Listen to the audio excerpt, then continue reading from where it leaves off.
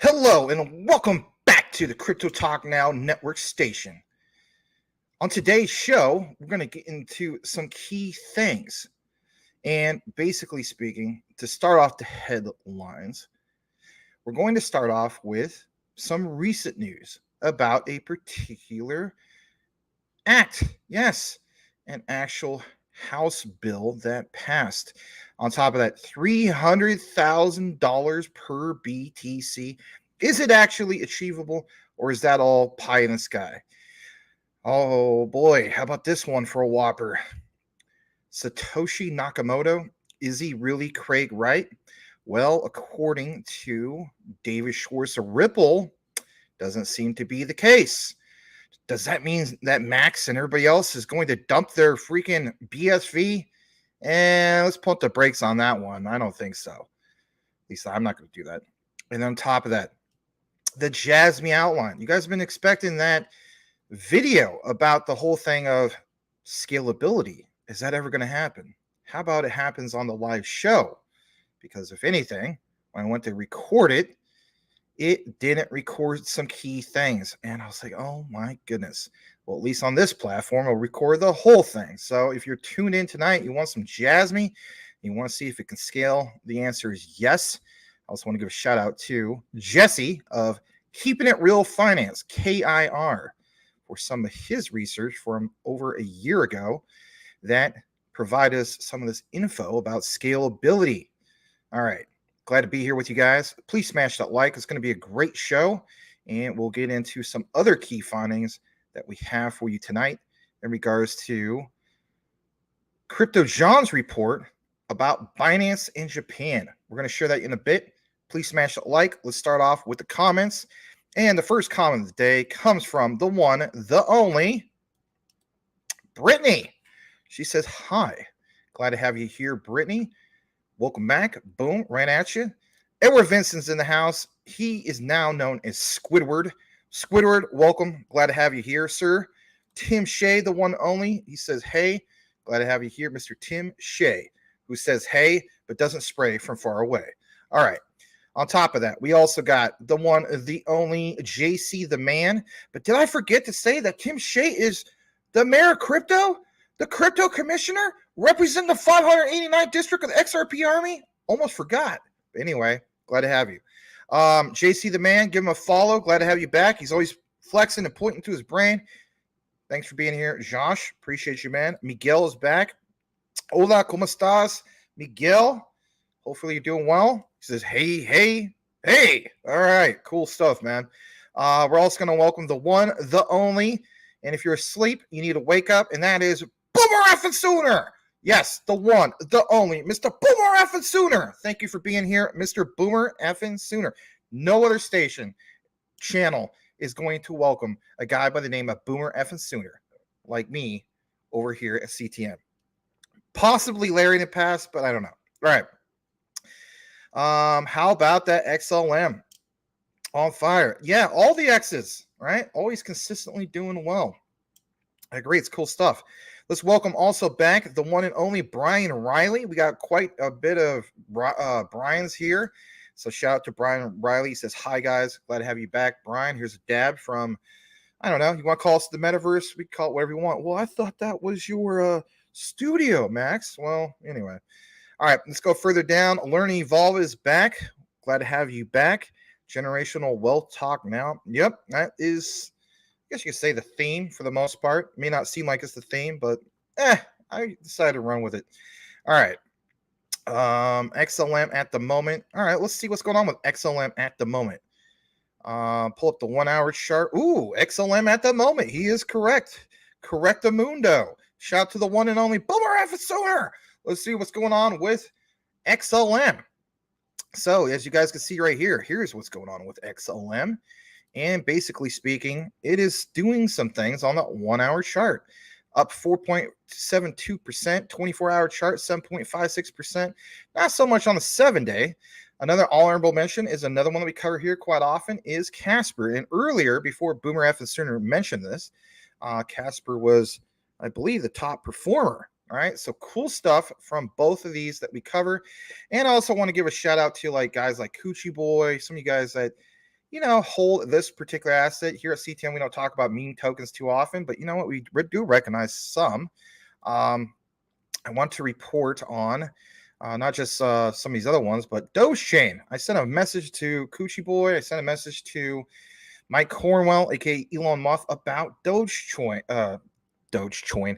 Yeah, sit on the koi, but listen to the Dogecoin. Doge Chain. My goodness. All right, DC. Right.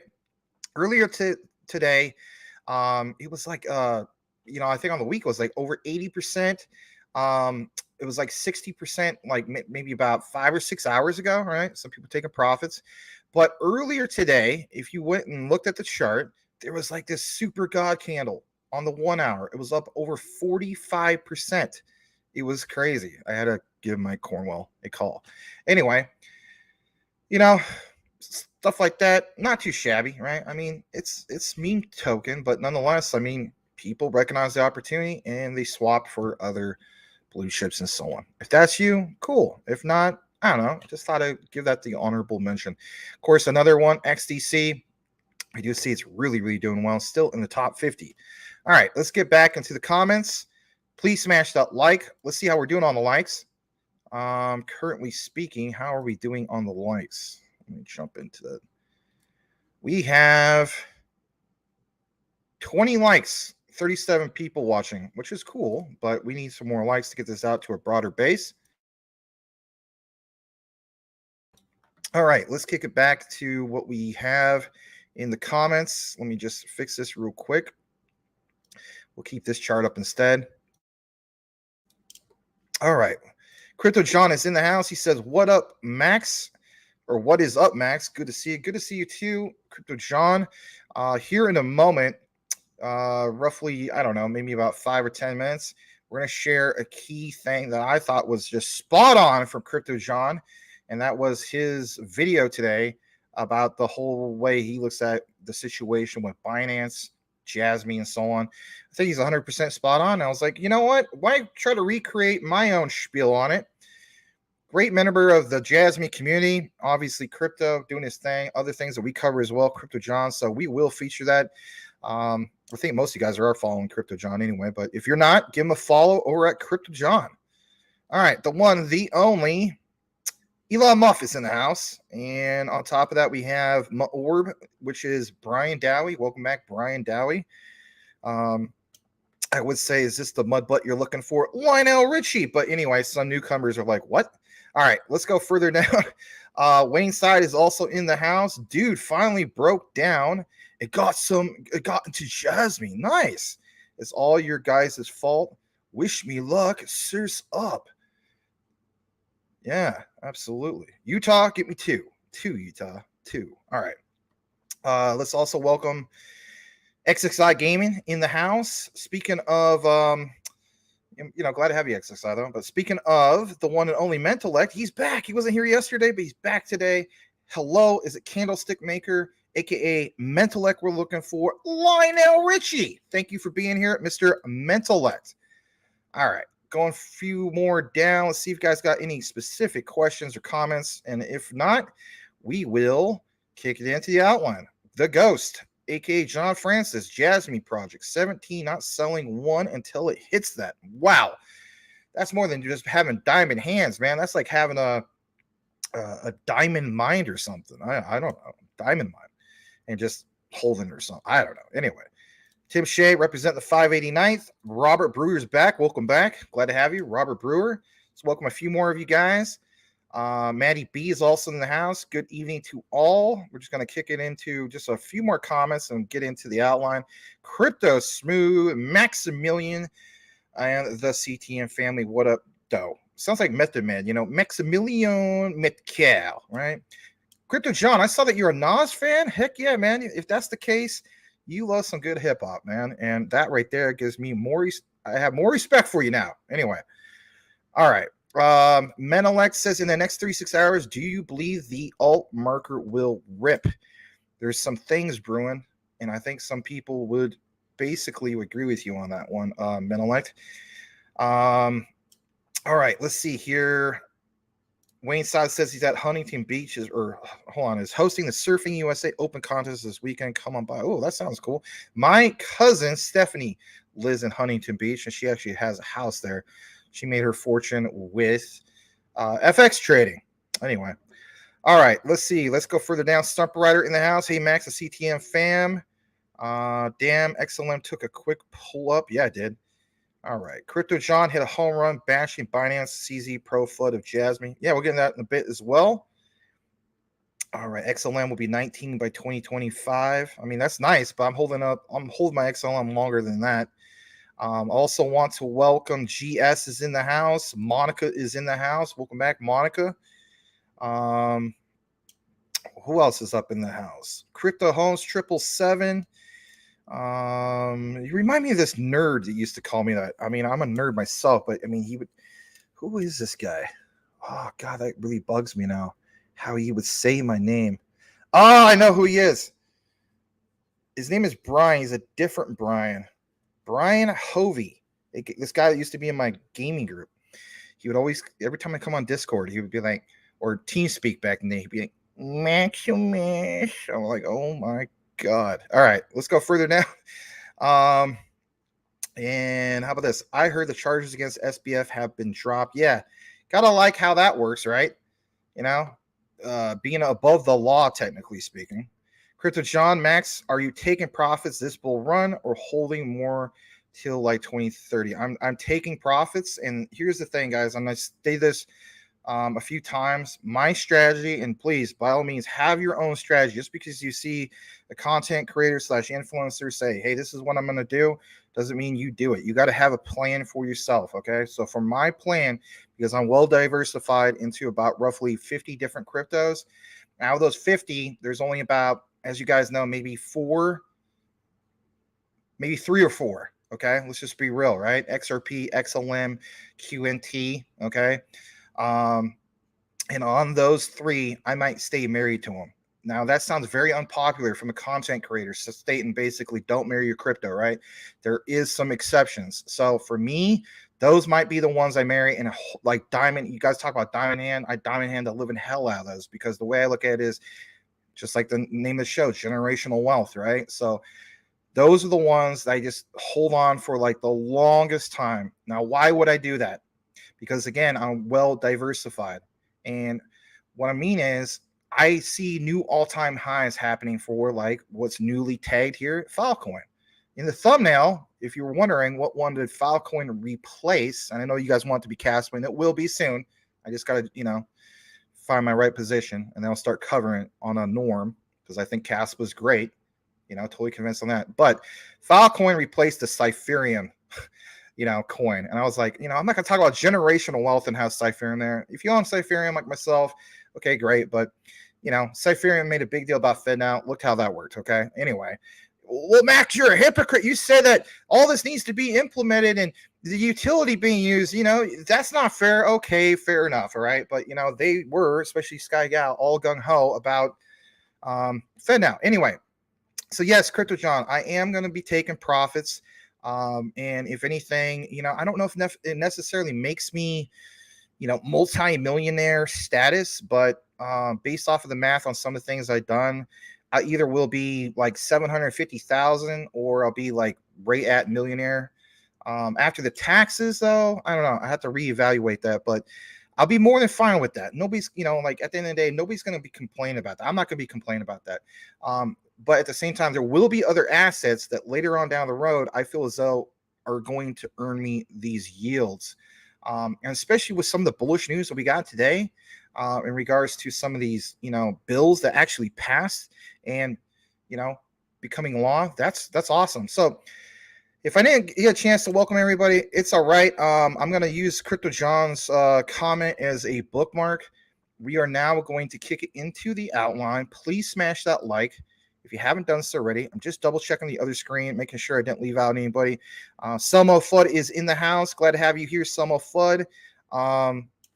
Right back at you. And let's see here. I think also we have Magic Power. I'm sure at some point you said, hello, guten Tag, the Liechtenstein Exchange. Jasmy of the Rice Crop Consortium in the house. All right. Glad to welcome you. Let's kick it into what we got. And we're going to start off with the first headline of the day. And that basically is what you're about to see right here. And it comes from this. Elon Musk, aka Mike Cornwell, shared something like this with me earlier. But this is, I guess you could say, the more detailed version. So on your screen, I am going to share some key highlights about this. And if you weren't aware of this, right, basically speaking, it is in regards to, let me just double check my settings. You see it okay? Looks like you do. Like it says, House Resolution 4766, Clarity for Payment Stablecoins Act of 2023. When was this? This was today, okay? So basically, Chairman Patrick McHenry and Hill and ranking members Waters and Lynch, they have this whole thing about all this, right? We're not going to get into all of it. We're not going to bore you with all of this. I'm just going to get down to the key areas. Clarity for Payment Stablecoins Act of 2023, which provides for the regulation of payment stablecoins. Respectfully, while we commend lawmakers for working on bipartisan basis, they, of course, believe this legislation would be a net negative for capital markets and its participants. Importantly, the payment stablecoins contemplated by this legislation appear to be money market funds, which are called MMFs by another name, but for the newer technology they use to operate. This difference is not sufficient to warrant a regulatory approach that deprives investors of the protection afforded under securities laws. Goes into a little bit more detail about this. I'll jump to this next part.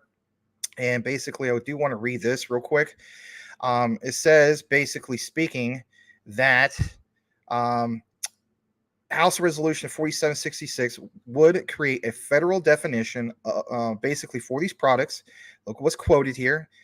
A, quote, payment stablecoin would be a product that is or is designed to be used by means of payment or settlement, the issuer of which is obligated to convert, redeem, or repurchase for a fixed amount of monetary value and represents will maintain or create the reasonable expectation it will maintain a stable value relative to the value of a fixed amount of monetary value. Now, before I get more into this, if you are a brand new newcomer and you're completely lost about the concept of what you've heard recently, especially when it comes to like the World Bank labeling Ripple's XRP and Stellar's XLM as global stable coins, and you're thinking, oh, this is I guess you could say misinformation that's been passed along, or just like I don't know, for newcomers, just so much of that false perception of stable coins, because you got in your head that it's just at a 1-1 ratio based, pegged to $1. And so I've seen a lot of comments of newcomers stating, why do you guys make such a big deal about Ripple's XRP? What do you make such a big deal about Stellar Lumens? XLM, it's only going to go to $1. No, there's other forms of stable coins. Okay. So I just want to throw that out there. This other part, national currency or a securities issued by a registered investment company registered under Section 8 of the Investment Company Act of 1940. This other part I want to read real quick. This is, the last part I'll get into. It says, separately but relatedly, House Resolution 4766 would carve qualifying payment stablecoins. Listen to this part if you missed the other, right? Would carve qualifying payment stablecoins out from the federal definition of a security. Boom. Like, what is the SEC going to do about that? All right. To that end, the legislation would amend the Investment Advisors Act of 1940, the Investment Company Act of 1940, the Securities Act of 1933, which, let's face it, that's been referenced for how many years now? The Securities Exchange Act of 1934, the year my dad was born. My God, he's getting old. He'll be 89 in September. Anyway, and the Securities Investor Protection Act of 1970 to add the following, and here's the quote: the term security does not include a payment stablecoin. I'll repeat it again. The term security does not include a payment stablecoin issued by a permitted payment stablecoin issuer, as such terms are defined respectively in Section 2 of the Clarity. Think how that sounds, of the Clarity for Payment Stablecoins Act of 2023. You're more than welcome to nerd this out if you choose to do so. I mean, if you message me later and you're like, oh my God, Max, I went through the whole paper. Maybe now I'll get my Eagle Scout badge. Well, you're not going to get your Eagle Scout badge. And if anything, like Larry used to say, you have won absolutely nothing other than nerding it out on this very long, extensive outline of this letter to Congress regarding House Resolution 4766. So there you have it in regards to that. I am going to jump into the next part of what we have because we need to get into something a little bit more interesting than reading a bunch of this stuff. So what I'm going to do now is I'm going to show you guys a report from CoinDesk.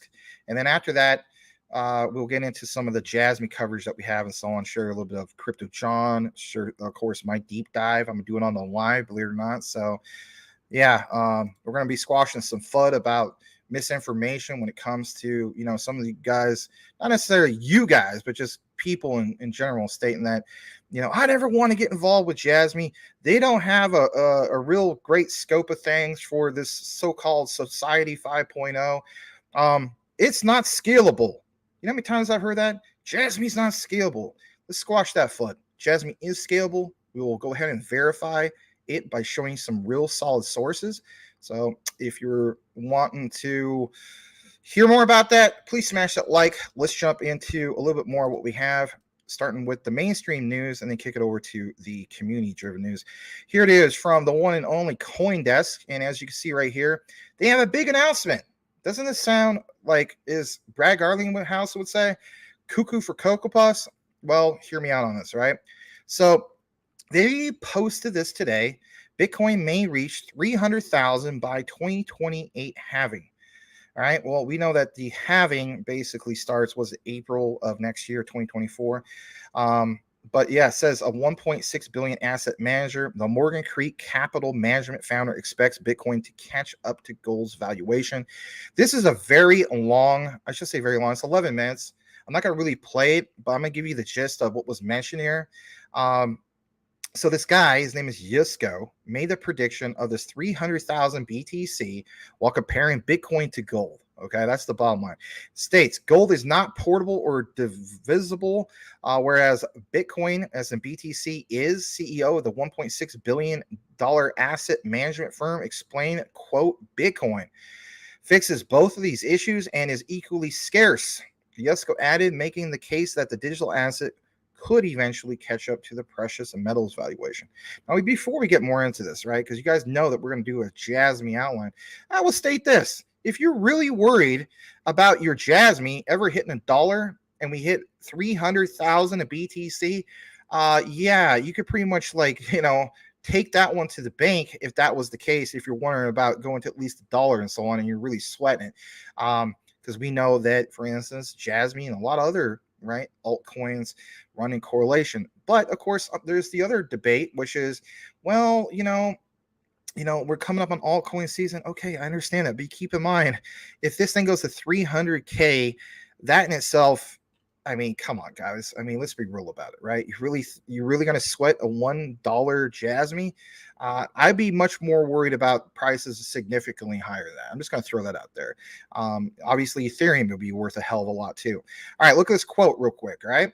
The monetary value of gold is about $6 trillion. We got to throw that in there because they're always talking about, the comparisons of BTC to gold and so on. We even talk about, Ripple being backed by, XRP being backed by gold and so on. So the monetary value of gold is about 6 trillion. He states he thinks Bitcoin as a BTC can replace all of that. The monetary equivalent of 6 trillion is about a 10x from here, which gives us a price of about 300K, says Yusko. Well, my God, right? I mean, I'm not going to complain about a 300K BTC. I don't think most of you guys would either. Even if you don't hold a sliver, some guys are like, oh, I need to own a full BTC, right? No, you could own like a quarter of it. You could own half of it, wherever the case be, where's in your budget. But I'm not going to be complaining about a 300K BTC. He estimates, as in this Yusko guy, that $300,000 price could be reached by 2028. Well, we're always posting and looking at 2030 as being like this big monumental year, okay, for, I guess you could say, widespread adoption, when Bitcoin will go through another halving event. All right, so I guess you could say that'll be the second. Well, not the second, will be, I know, I'll have to double check that. You guys know some of the stats on that. I got to be honest, like, I'll have to look more into that. I know it's supposed to be every 4 years. Speaking of which, roughly every 4 years, the Bitcoin rewards the miners receive for successfully mining a block are cut in half to control the blockchain supply economics. This event is known as the halving. We know about some of the stuff. In regards to this guy, back to the topic real quick, Yusko, he has this bullish prediction. It says it hinges on, previous historical examples. We give you guys lots of examples about these, 4-year boom cycles, do we not? So he mentions that every Bitcoin halving, we've added a zero. And by the next April, he thinks that we could go to 100,000. Well, I'm not going to complain about that either, So again, I think it's very bullish for a lot of our altcoins, right? That's the bottom line. All right. You can read more about this and so on. I'm going to jump into this next part because I find it kind of interesting. And here's kind of like a follow-up from a different source. This is good stuff. We'll get back in the comments in just a bit. Look what it mentions. Will BTC reach 300,000 per coin? Different people will give different opinions. True. This guy's going to provide his own take. Right. So listen what it says. There would always be two groups of opinions on everything. Right. Even politics. We get that. Right. Warren Buffett considers BTC as a rat poison. Charlie Munger says Bitcoin is a fad. Look how that worked. Right. Again, but look at these guys. They're like relics, right, from the old monetary system, or the old school way of buying and selling, right?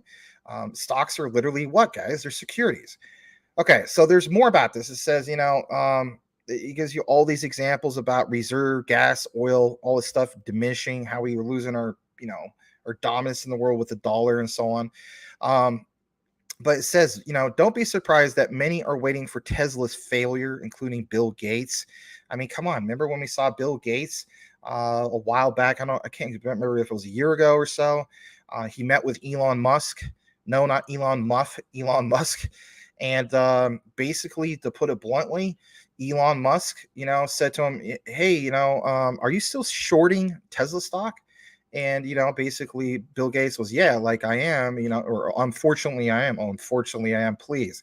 And right then and there, like, Elon Musk just had enough of it. He's just like, I can't do business with somebody who doesn't realize that we are the biggest proponent of like what we're trying to accomplish in the world. And if you don't recognize that, right, through Tesla, then I don't need to have, do any business with you and so on. And then of course he went on Twitter, posted a picture about how, hey, if you look at this guy, it's going to make your what go down. I don't want to get to that because it's a little bit low life. But anyway, yeah, remember what happened with that, right? So, Bill Gates, he shorted Tesla. Therefore, a person who is famous or rich doesn't mean he's working for the best interests of general people, right? Like, yeah.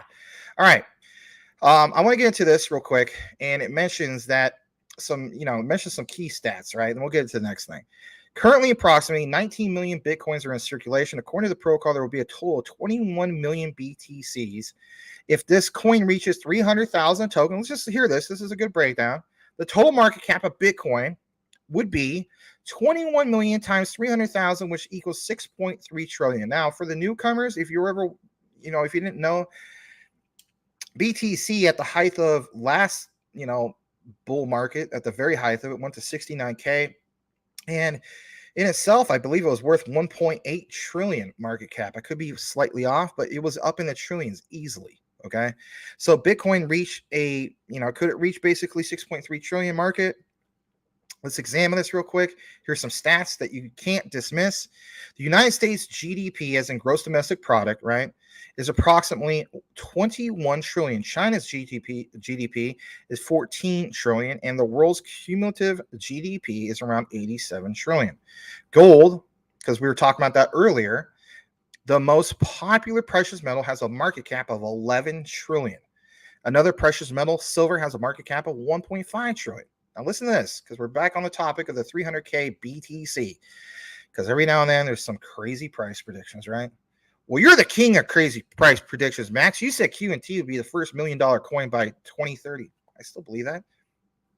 I don't care if people agree with me. That's just how I personally believe. At 300K per token, BTC would be worth 50% of gold's market cap and 45% of China's GDP. To reach this high market cap, individual private investors can't do anything.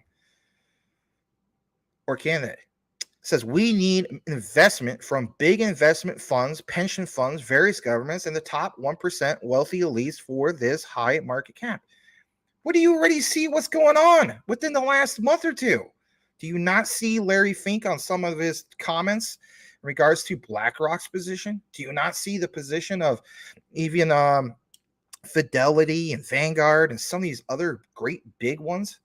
Yeah, it's a different type of shift in the narrative, is it not?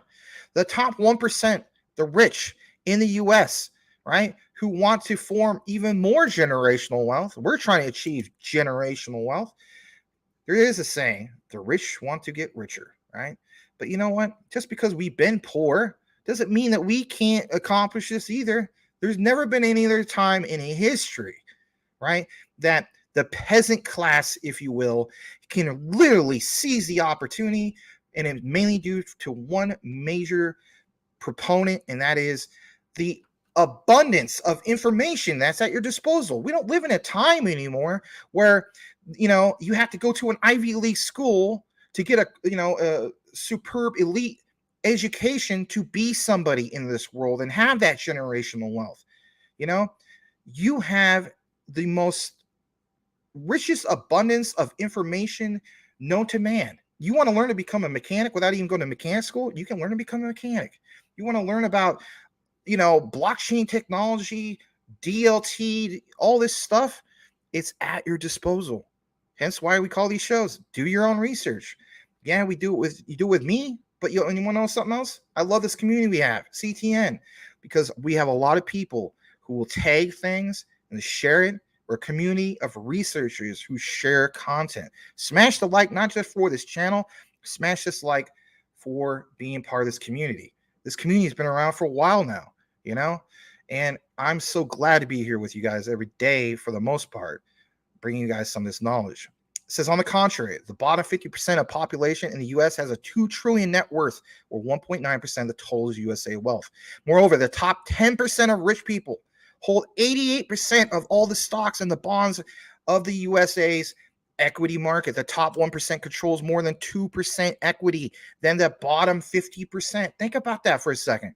Even if we all, the bottom 50%, come together and pull all of our money from savings accounts, pensions funds, stocks, bonds, and home equity funds, we cannot get together more than 2 trillion of that. Therefore, BTC to reach 300K per token, we still need $4 trillion. Thus, the top 1% rich have to jump into BTC. Otherwise, this crypto will never reach 300K per Bitcoin price target. The question is, will it happen? All right, there's a lot more here about gold and all that. I think it's more than possible that can happen. Again, like I mentioned, guys, do the math on some of the assets that these, top asset managers, if you will, BlackRock and so on, own. BlackRock in itself is 9 trillion in assets. Even if they bring only 10% and combine that, for instance, with Fidelity, right, or Vanguard, that's another million. So that's literally going to match our current market cap. All right, for the overall crypto market, that basically doubles it, right? And that is at the current prices that we're at. Can you imagine at the height of a bull market? Yeah, I think it's more than achievable. Some people are going to disagree with that, and that's fine. Some people are going to be like, "Oh, you became a BTC maxi?" No, I did not. But I will point out some key things here because I think it's worth paying attention to. If you want to nerd it out more, one last part: more than 80% of the world's gold is in use today as jewelry. According to the 2019 report from the USGS, in the US alone, 50% of gold is used in jewelry, 37% are used in electronics, and 8% are used in official coins. Pretty interesting. All right. Going to kick it back into the comments. Thank you so much for being here to each and every one of you guys. I do appreciate it. We have quite a bit more on our outline. We have some pretty good numbers. We just ticked them to 60. Please, 60s, please smash that like. And if anything, I'll read a few more comments and then we'll get into a little bit more of what we have. All right. I also want to welcome T. Wildman. He says, hi, glad to have you back. I do remember your Tesla avatar.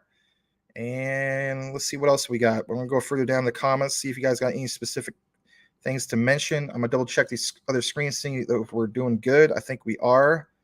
Yep, we are. Cool stuff. All right, let's go further down. We got Shadane ENT. Says, hi, law, XDC, XDC, XDC, XDC. Can't blame you for saying that. Yeah, it's been killing it. I mean, that electronic trade documents bill going from a bill to an actual act, right? Written into law by the king of the UK, for crying out loud. Unbelievable. All right. What is the all-time highs for H-bar? I'm not married to that. I think it's like something like in the 40s, like 40 something cents. I'm not married to that one either. That's why I didn't mention that one either. So on the way up, when it gets, for me, H-bar is going to smash those all-time highs.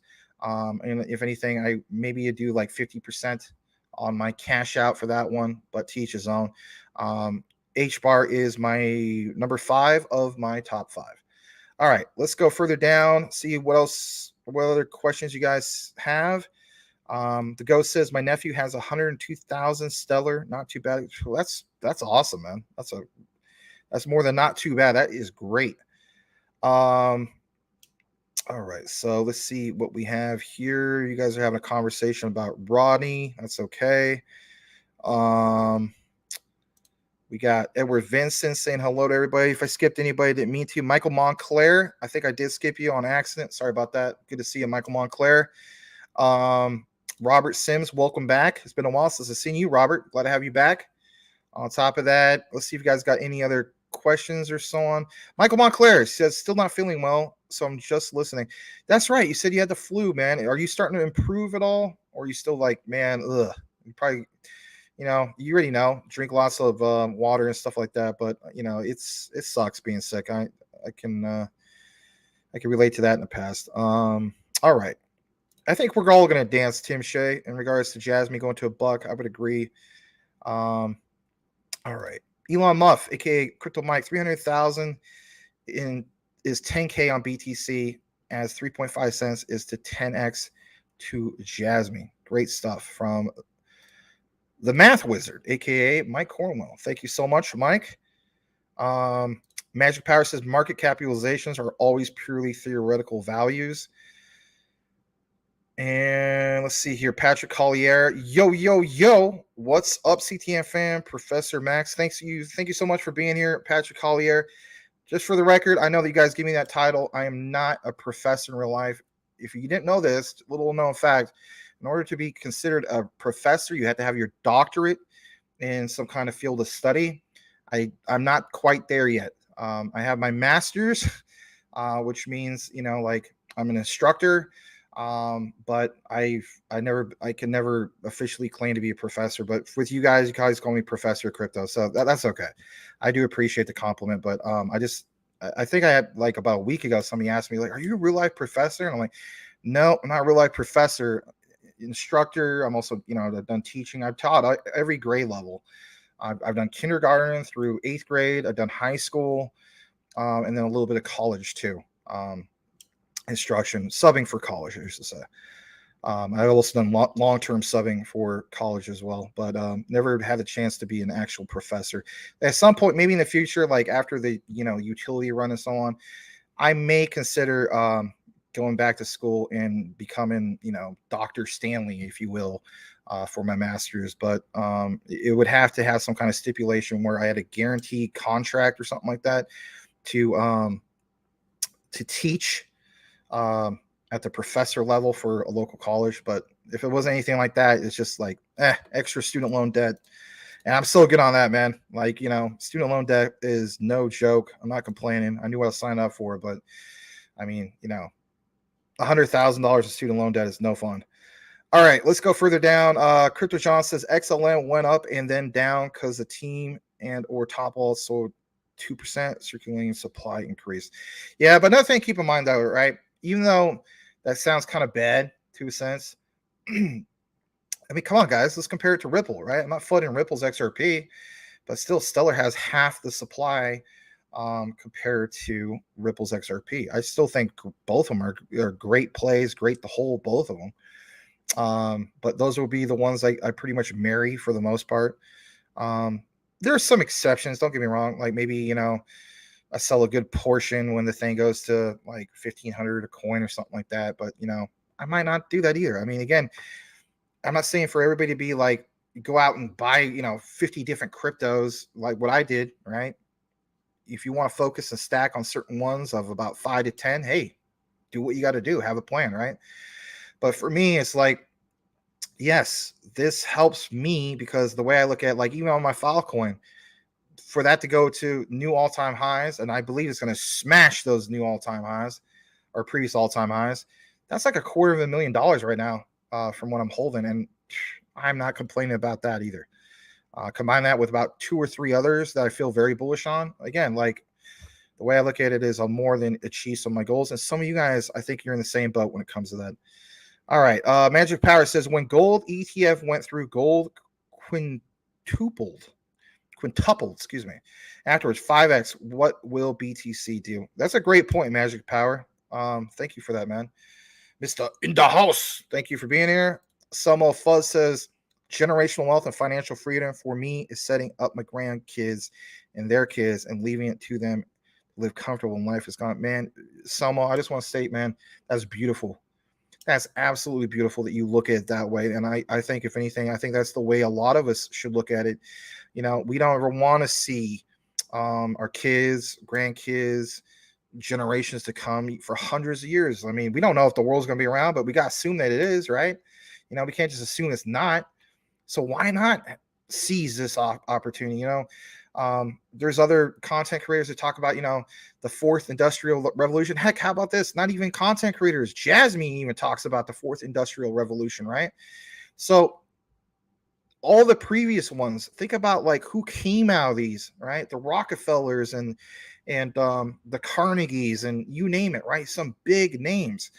That's why I say, for instance, like at some point, not all of us, but then, you talk about these mansions and stuff like this, or farms, or whatever you guys want to do. For me, it's a lake house, right? I think I made that clear. Like you guys are welcome to come to my lake house for barbecue, chill out in my nice wood-made Chris Craft style outboard, or I might go with the inboard too, and you go water skiing, wakeboarding, all that good stuff.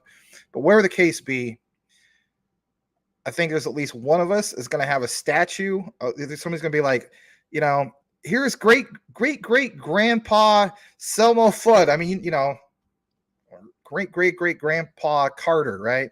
Why would they do that? Because you're literally the freaking hero of their family that turned things around. That's just the way I look at it, man. All right. April Cornwell's in the house. Glad to have you. She said, hey. On top of that, we got Antoine Zim. Wow, such a great content every day. Hi from New Zealand. You know what, man? That you just made my day, Antoine Zim. I really do try hard to bring good content to you guys. Sometimes it's better than some days are better than others. I'm human and so on. But let's face it, the market, some days are better than other days, right? Thank you so much. Shout out to all the Kiwis from New Zealand. I really appreciate you. And guys, let's give a warm welcome to Antoine Zim. I'm going to read maybe a couple more comments. We're going to kick it back into the outline. Robert Sims says, always nice to catch a live. Good convo. Good folk. Thank you so much. April Cornwell's wishing everybody a happy Thursday. Thanks, April. Appreciate you. Let's just welcome. How about 2 more people? Because I haven't seen you guys before. Bass, I think it's Bass Flies. First time on here. Oh, I guess you know. Okay, maybe you know my name or something. All right, that's all right. Well, welcome. Glad to have you. Taufik Juadi. Please, which crypto to buy for the bull run for 10x or more? I can't give you official financial advice, but we do provide education and so on. The way I look at it, these ones are more than a 10x. In my opinion, these could be very well into 100x's or higher. So people think that's malarkey. But if you do more of your own research, you'll come to your own conclusion that, you know what, there might be something there. And basically the way I look at it is pretty much tied for my number 1 is QNT, Quant. Allows for 100 plus blockchains to be interoperable. Hundreds of use cases. What they're doing with APIs, they are the API layer of APIs. At the Bank of International Settlements is a central bank, then that's the way you got to look at Quant. And speaking of them, they did choose Quant. So that's a big thing in itself. A recent video I did not that long ago was a deep dive talking about the metaverse. It mentioned by 2030, the metaverse will be worth anywhere from 8 trillion to 13 trillion. I basically mentioned that if Quant just reaches 2.85% of that, that will put it at the current market cap of Ethereum. And that in itself would make QNT worth 15,000 per QNT. And that, again, that's just the metaverse. That doesn't even count all the other things. So when I say crazy things that some people just don't believe, and it's okay, it's just my opinion, I'm not the only one that feels this way, that we will see 100K QNT at some point in the future. That's big. Ripple's XRP, I mean, to move all that money, it's got to be worth a lot. Stellar XLM, again, perfect story with that. Different story, though, with them, and that basically is they have smart contracts. Sorbonne, we always talk about XDC, and I love XDC, don't get me wrong. XDC has been branded many times as the ETH killer. But the way I also look at it is, watch out, man. I'm telling you flat out, we're talking about, like, especially when it comes to Ripple, leaving this, watch out when it leaves the station. Watch out for when Sorbonne goes live on that mainnet. And all we need out of this 70, if you've been paying attention to my deep dives, some of these videos do great, some of them don't. But 70 projects, literally, boom, talk about the flip of the switch, right? Entering that ecosystem. All we need is like 2 or 3 handful, right? To be like how like Singularity Net is of Cardano, but built on freaking Stellar. You don't know how bullish that is? That's tremendous. Another one we talked about recently from Stellar and Shane. So again, guys, we have a recorded video section. Take a look into it. You'll be glad you did so. You're going to learn about a lot of things. That's something that we do here at CTN. We talk about a lot of key things. I just saw we ticked up in the 70s, guys. I think this is really cool. I'm really glad you guys are sharing the program out to other people and so on. It means a lot. See how we're doing on likes real quick. We are at 56 likes. Please smash that like. Who knows? If we got 70 likes here soon, we could tick up into the 70s or 80s, maybe 100s, maybe break some more records. But yeah, by all means, check out our recorded section of CTN. And we consistently cover these projects, whether they get a lot of views or they don't. But we've been pretty consistent about it. All right, I'm going to welcome just a few more people, and then I'm going to kick it back into the outline because I really need to do so. We have some good problems tonight, to say the least. Crypto John says, yeah, both are great. Team can take profits just like us. A good time to DCA. CTN Larry says, Max, $2 super chat. Play the Kylie video, bro, please. All right, just for Larry real quick, and then we'll kick it back to our outline. Let me see. I guess this is a new little short we might have. I don't know. Let's see. All right, let's just see what it is real quick. You want to be Kylie? Oh, the last one, 9.2K. Okay. All right, yeah, we could play that. Give me a second. Okay, I see what you're saying. Yeah, she says her name's Kylie. Okay, hold on. All right, let's go ahead and share this real quick, and then we'll kick it back to our outline. Thank you so much for you guys for being here. Here is one of our latest, I guess you could say, commercials. Here we go. So what's your name? Kylie. Hey Kylie, I'm Larry. So we play a little game here. So what we do is we call it crypto, cash, or scratch. So we're going to give you a nice tip, or you can do scratch offs, or we give you a little bit of Bitcoin. Scratch offs. All right, cool. So, Sport. yeah. Sport. I won $1. I do. I think my luck's running out. Oh, I won another $1. Oh wow. I can go buy a candy bar now. No, $2. All right. So what's your name? All right, glad to show that from Larry. And we will now just use something else as a bookmark real quick. What was that? I think I saw a comment. Oh, this is a funny one. Anyway, yeah. All right, so let's see here. Oh, yeah. Okay, I see what's going on. Well, I'll be darned. Well, Bernie, if that is you, glad to have you here, man. Appreciate you for connecting. All the times to connect. This is a good time for you to connect. One of my dad's best friends, Bernie. Glad to have you here, Bernie. Weekend at Bernie's. All right, glad to have you, Bern. I'll probably have to give you a holler sometime and update you on my dad. All right, let's jump back to our outline of what we have tonight. And if anything, it's just, obviously a little bit more. But basically speaking, I want to talk about this thing about Worldcoin because it's on you guys' mind real quick. It wasn't tagged, and that's okay. But I want to mention this real quick. Here it is, straight from CoinDesk. It was an exclusive that they had earlier, and it mentions specifically Worldcoin could enable wider distribution of crypto than even Bitcoin. That's crazy, right? Even more than BTC, says CoinFund. Worldcoin could eventually onboard, listen to this, guys, billions of users to crypto markets, said a partner at the venture capital firm. Now, I will be honest, I haven't done my proper deep dive into Worldcoin, but one thing I can tell you this, on the surface, I like anything that's going to help us get to some of our goals about worldwide mass adoption, right? And I think for the most part, most of you guys would agree about this, right? In the past, we talk about a Ripple win, against the SEC is a win for crypto. This may very well be a win for the overall, bigger picture thing. So please smash that like. This one's only 4 minutes. Listen to what is mentioned here. I thought it was a pretty good clip. I did review it earlier, and here we go.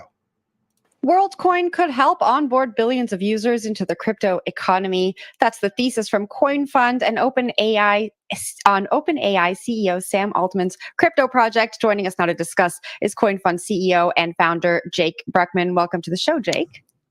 Hi, Jennifer. It's a pleasure to be with you today. It's a pleasure to have you here with us talking about Worldcoin. Let's talk about that prediction I just mentioned. Billions is a lot of people. Why do you think that this is a possibility here?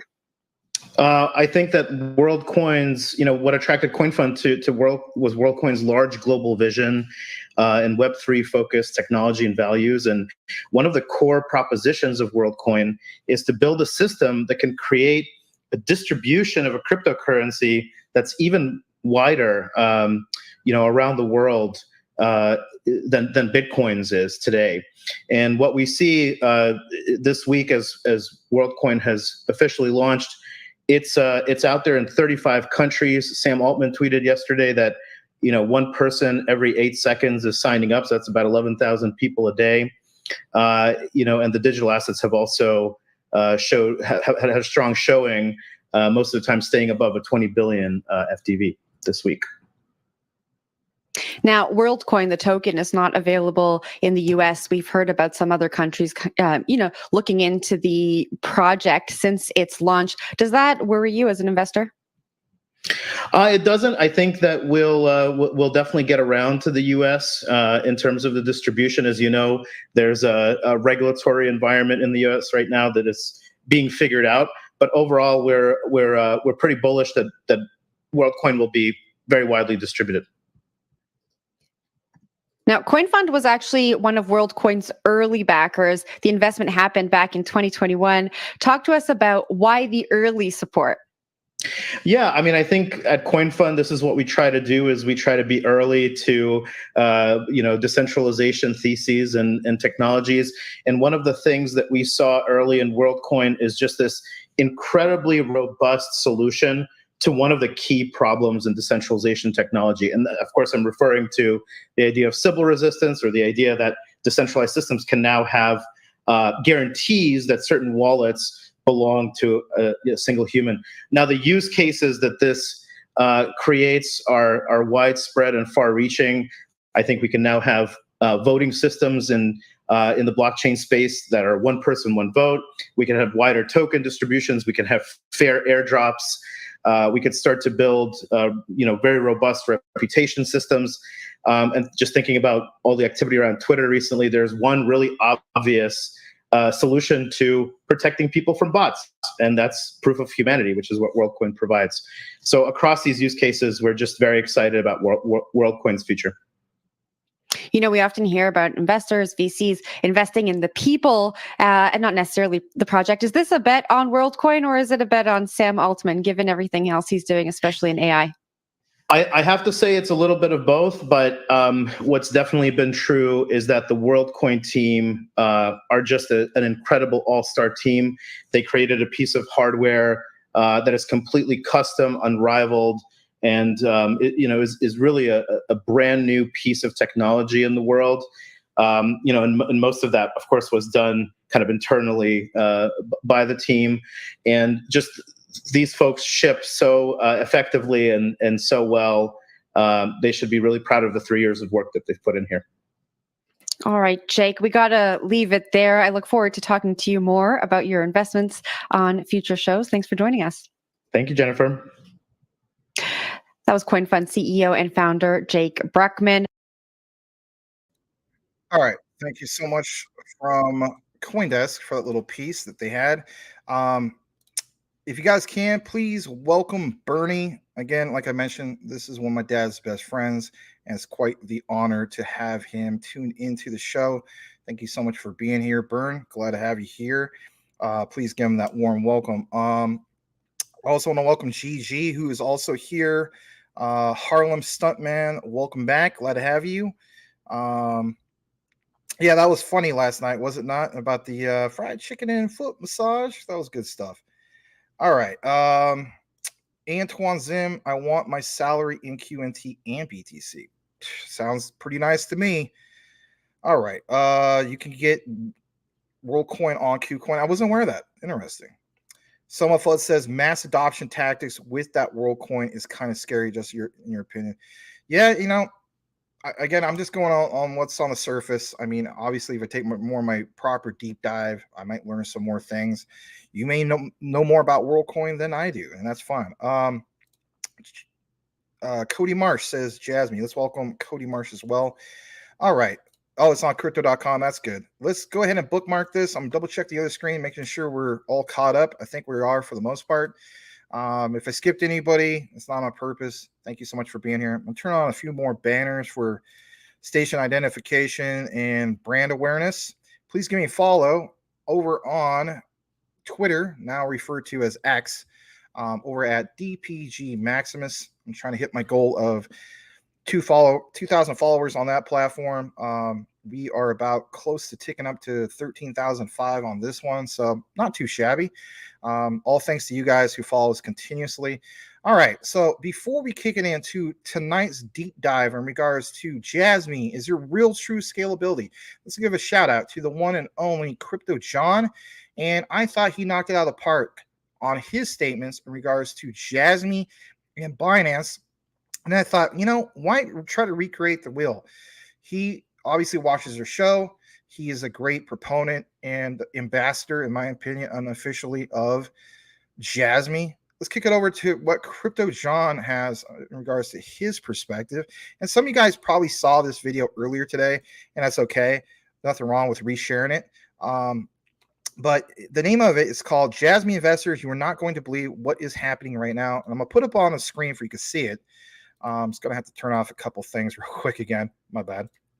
But give him a follow if you're not following him already. It's Crypto John. A lot of you guys are already following him, but for whatever reason, if you're not, here is his platform. He is, I believe, let me see real quick. He is up to 23.7K subscribers. So almost double what we have. And yeah, let's just go ahead and play this because you know what? His perspective on the whole situation is just 100% spot on, in my opinion. All right, smash that like not only for CTN, but also for Crypto John. Here we go. John, I know you're listening. Thanks again for all that you do, man. Here we go. What's up, guys? Back in the car. I would be back in the woods, but it is way too hot and humid. I do not want to get eaten alive by mosquitoes. Let's talk Jasmy today. It came out of the innovation zone. People are saying it's in the infrastructure zone with, no one really knows what the hell that means. Only CZ does. I still think they're being monitored. I know some people are very bullish on that. I mean, nonetheless, it's a move. Whether we're super bullish or bearish on that move, we'll find out soon. CZ, I said in my live stream, if you missed it, my last video, that he's a highly manipulative person. This guy's not honest. He hasn't been always transparent. I mean, let's not forget, if you're new here, you probably didn't see FTX collapse last year. When they collapsed, some of you that have been following me, you saw what happened with CZ, right? He started pointing fingers at crypto.com saying you're going bankrupt. He was pointing fingers at Brian Armstrong, Coinbase, saying, show us your proof of reserves or you're bankrupt. He was just trying to monopolize the market.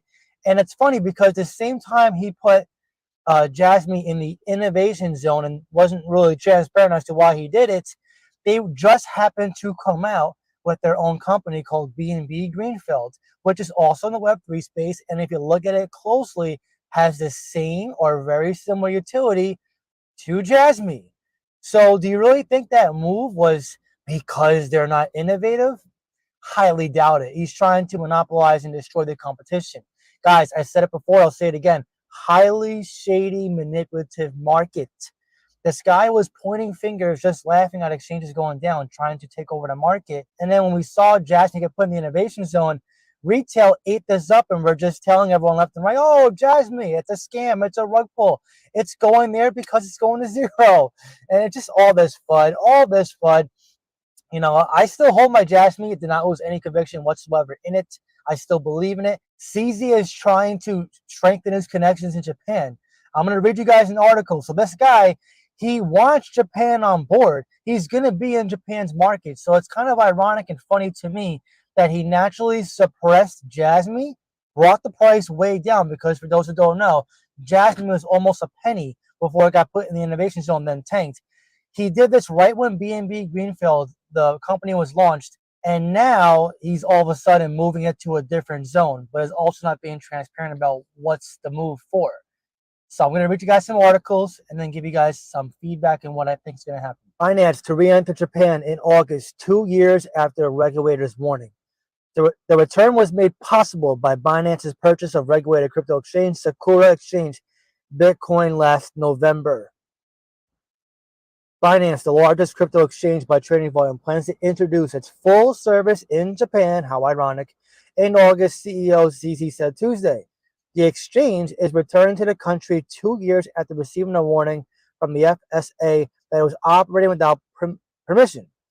Naming the month is the most specific time frame noted so far by the platform, which earlier had given a guideline of after June. A lot of this is timing, guys. The re-entry was made possible by Binance's acquisition of the regulated crypto exchange Sakura in November 2022.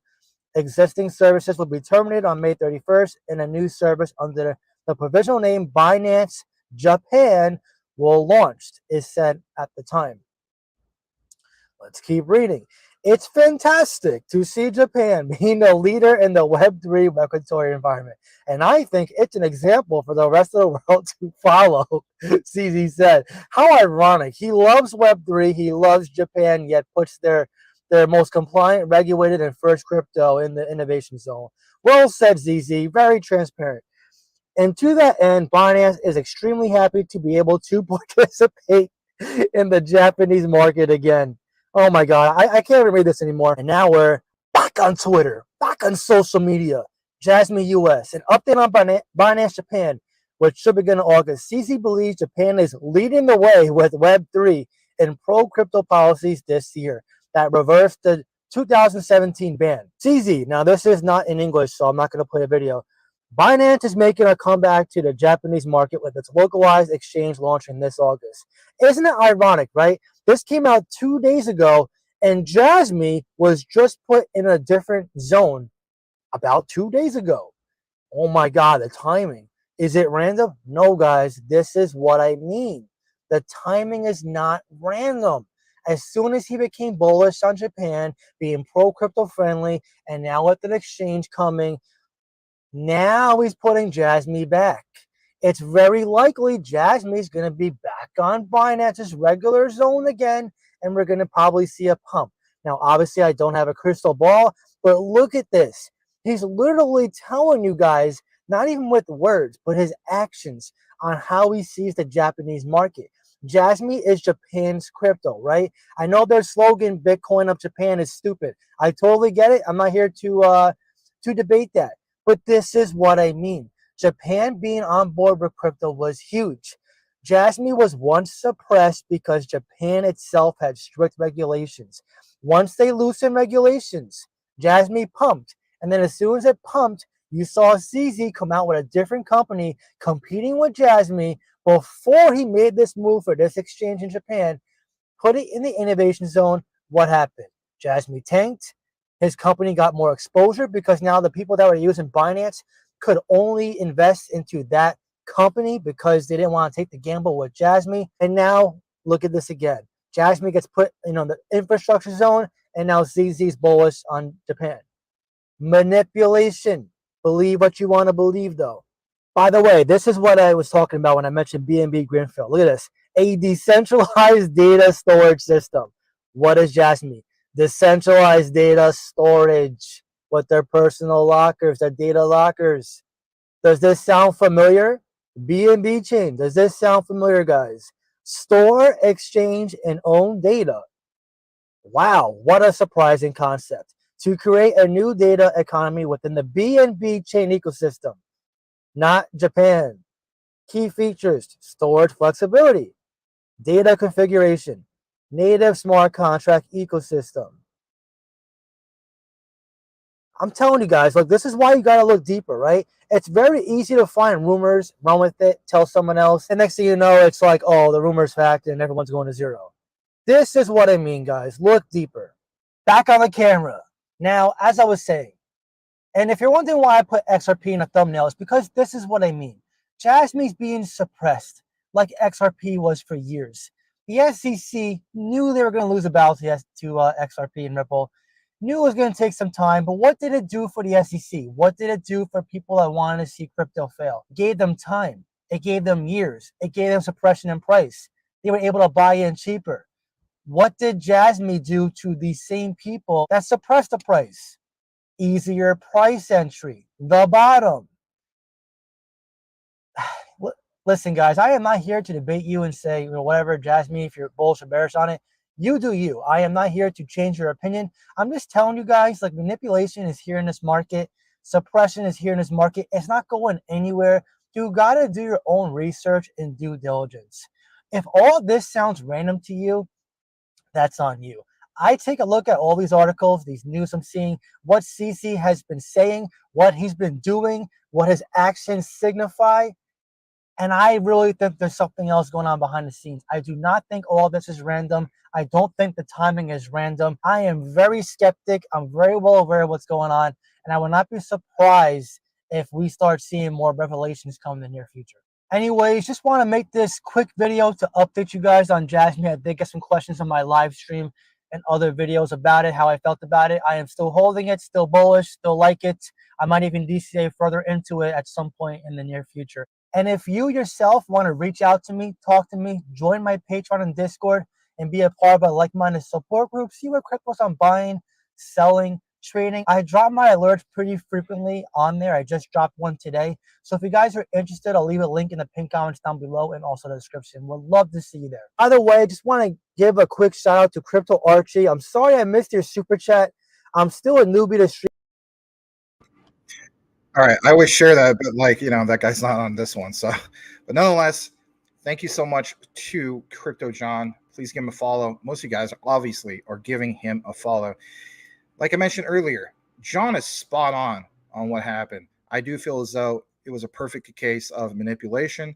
And I will agree with Gigi in the comments that basically speaking, yes, it's a dog eat dog world, right? And from a exchange perspective, a business perspective, these things happen. It's not just Binance. Other exchanges will do the same thing. I won't be surprised if we don't see something like this, maybe with some other project in the future, even from the likes of what? Brian Armstrong of Coinbase. You never know what's going to happen with some of these other exchanges and so on. We are going to read a few more comments, and if anything, we're going to kick it back to our outline. The next segment that we will get into will be the Jasmy deep dive outline. Jasmy, is it scalable, right? Some of the fudders were saying, no, it's not. They're not preparing for the future. My answer is to heck, they're not. They definitely are. But I'm not going to base that on opinion. I'm going to base it on actually showing you guys some resources to back that up. All right. Just going to turn on a few more things for the branding. And if anything, let's kick it back to the comments for just a brief moment. All right. So we have Boomer Effin' Sooner. Boomer Effin' Sooner states he's not touching Worldcoin. Okay. I got to find out more about it before I make up my own decision. But that alone right there, you know, like we have a very smart community. So if you're not touching it, that tells me there has to be obviously a reason for that. Thank you so much for welcoming my friend, my dad's one of his best friends, Bernie. Glad to have you here, Bern. Hopefully you're still here. You're probably wondering, what is all this terminology? Not aware of it. Tune in. We'll be more than glad to help educate you on some of these things. You have a recorded video section, like I mentioned before. Really appreciate that, you guys, for doing that. On top of that, going to see if we have any other key comments. Here's one. Selma Flood says, GG, yeah, very true. Getting a retinal scan for $50 is almost like going to the blood bank for a few bucks. All right, sorry about that. I thought it was I thought, you know, from a distance, it looked like it was like BlackRock or something. My bad. Yeah, you know, he always does that. Crypto John, he's either in the kitchen, walking the woods, in his car, basement, right? Pretty cool stuff. I always love the content from Crypto John. I don't listen to a lot of, you know, content creators, right? Like, but he's definitely one I consistently listen to. You know, like I listen to Coach JV, obviously Richard Common Sense Crypto, of course, John. I do sometimes listen to Crypto Hulk. I understand, you know, he's not exactly the most community friendly guy, but his research is, you know, out of this world, knocks out of the park all the time. All right, I'll read this one more comment that we have here from GG. Sounds like CZ from Binance was just doing business, nothing personal. Oh, yeah, just kind of like what I was mentioning earlier. That was a comment I mentioned from you earlier. Cody Marsh says, hey, what's up, everybody? Hope everyone was able to scoop up on some of those bags. Yeah, we'll see what happens with some of the, you know, like the CPI reports and so on. We understand, you know, with the basis points being increased and all these possibilities, right? August, we could very well have a pullback even more from where we're at. Don't be surprised if, like I've said before, you see that one random guy who's like, oh yeah, BTC to 12K. There's always that guy guaranteed. But for me, I want to analyze it a little bit more further. Yes, I'm going to make a position into Caspa, and I'll be more than glad to start covering it because I know that you guys are really gung-ho, a lot of you guys, not everybody, about Caspa. But for me, just like when I mentioned to you, you know, a lot of you guys, hey, don't let your emotions control like your path forward towards generational wealth where you quit this long race, this marathon, right? I'm not gonna let my emotions just, you know, prevent me from not getting like Caspa, because Caspa very well could, the whole market could very well tank by August. One last time, in my opinion, before things get really, really bullish coming up towards the end of the year. And I want to see more of these reports. And if anything, once I see it, I, of course, will keep you guys updated as well. I'm thinking some of these reports will come out by maybe Monday or Tuesday of next week. That's usually how it goes from some of the things that I'm subscribed to. Okay. Maybe one or two more comments. The Ghost says, dude, Sony Japan ideology didn't create Jasmy to fail. Absolutely. I agree with you on that one. Gigi says, this guy's rant was too much. I recall Coinbase delisting XRP for no reason and had a ton of accused East partners staying listed on Coinbase. Okay. All right. I guess we're towards the bottom. I might as well read it. Michael Moncler, Michael Anthony, what are you talking about? Okay, that's a conversation between you guys. All right. So what I'm going to do is I'm going to go ahead and highlight this. I'm going to kick it back to what we have. Let's jump into the hot topic that maybe you guys have been waiting for. I've been kind of teasing it for a while. I was hoping to have it out last night. Again, for whatever reason, it didn't capture my audio. I was so disappointed. So I'm going to do it here. That way it's guaranteed that it'll work. All right, so please smash that like, especially if you hold Jasmy. Let's jump into it. And shout out to Jesse of KIR Finance. I want to go ahead and show this to you guys. But before I get into him, we're going to start off with the outline of what we have in regards to Coca-Cola, of all things. You're probably wondering, what in the world, Coca-Cola? Well, it makes a nice little example for you guys. So let's go ahead and play this. This is from a while back, and try to pay attention to what you see on the logos at the very end. Here we go. Smash that like. Thank you again for being here. Only about a minute. Let's play this.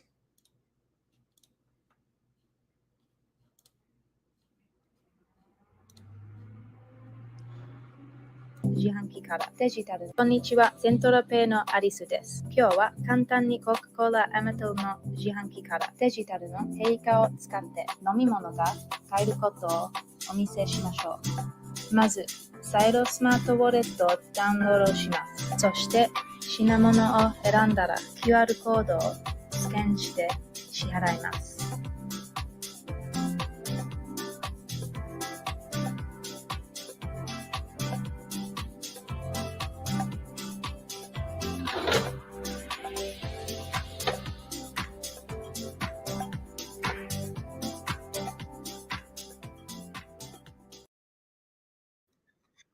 All right, so you may be wondering about that, all right? And the key thing is what you saw on the screen at the end. Silo, some people call it silo, and also centrality. So where am I going with this? If you're a long-time Jasmy holder, you already know where I'm going with this. There's a little bit more than what's on the surface that you were not aware of. Let's jump a little bit more into what we have for this outline. So I want to show you guys some key things. And of course, I fast forwarded to this marker of this video. Shout out again to Jesse of KIR Finance, aka Keeping It Real Finance.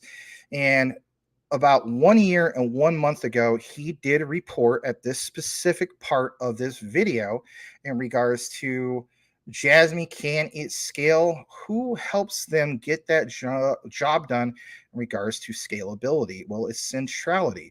They provide this layer 2 scaling solution on Ethereum. Now, if it was a layer 1, we understand with Ethereum that that's just not going to get the job done. And I would agree with a lot of people who would say, hey, if they're really trying to build for Society 5.0, an Ethereum layer 1 is not going to get that job done. Right. Anyway, let's go ahead and play this.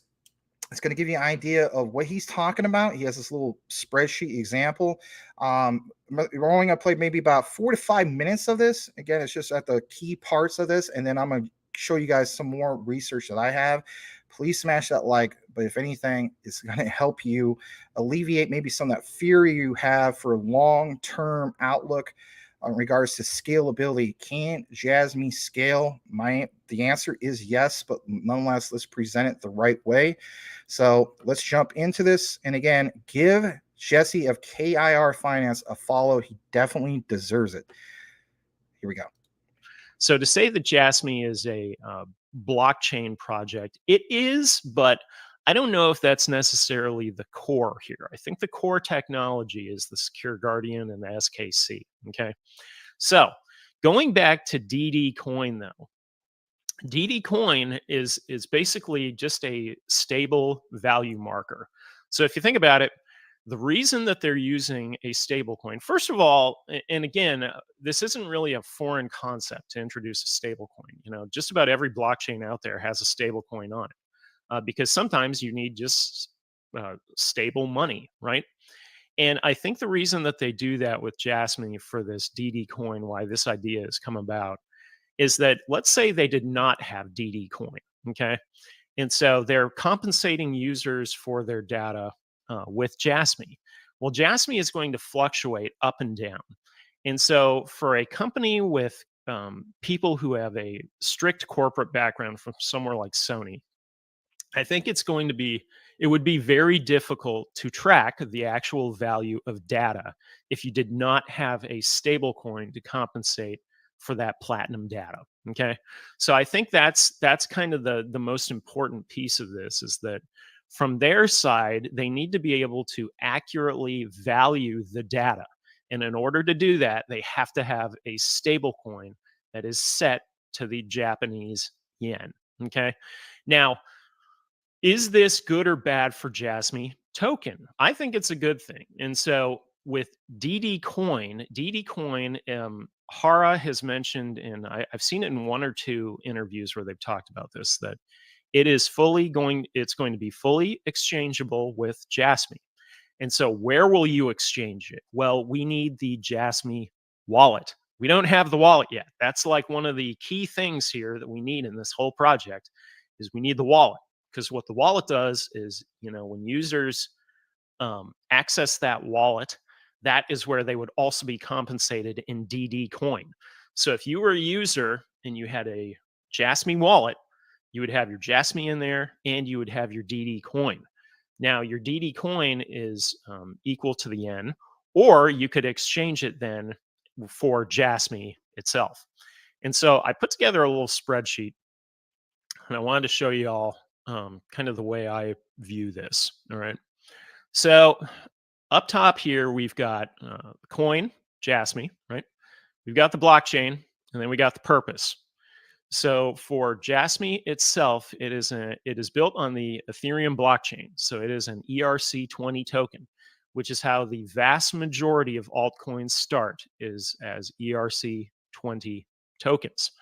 Now, what's different and what's a little bit of a wrinkle into this whole thing is the partnership with Centrality. So Centrality is their consortium chain, is the way they refer to it, right? So this is their partner that they work with. And why Centrality?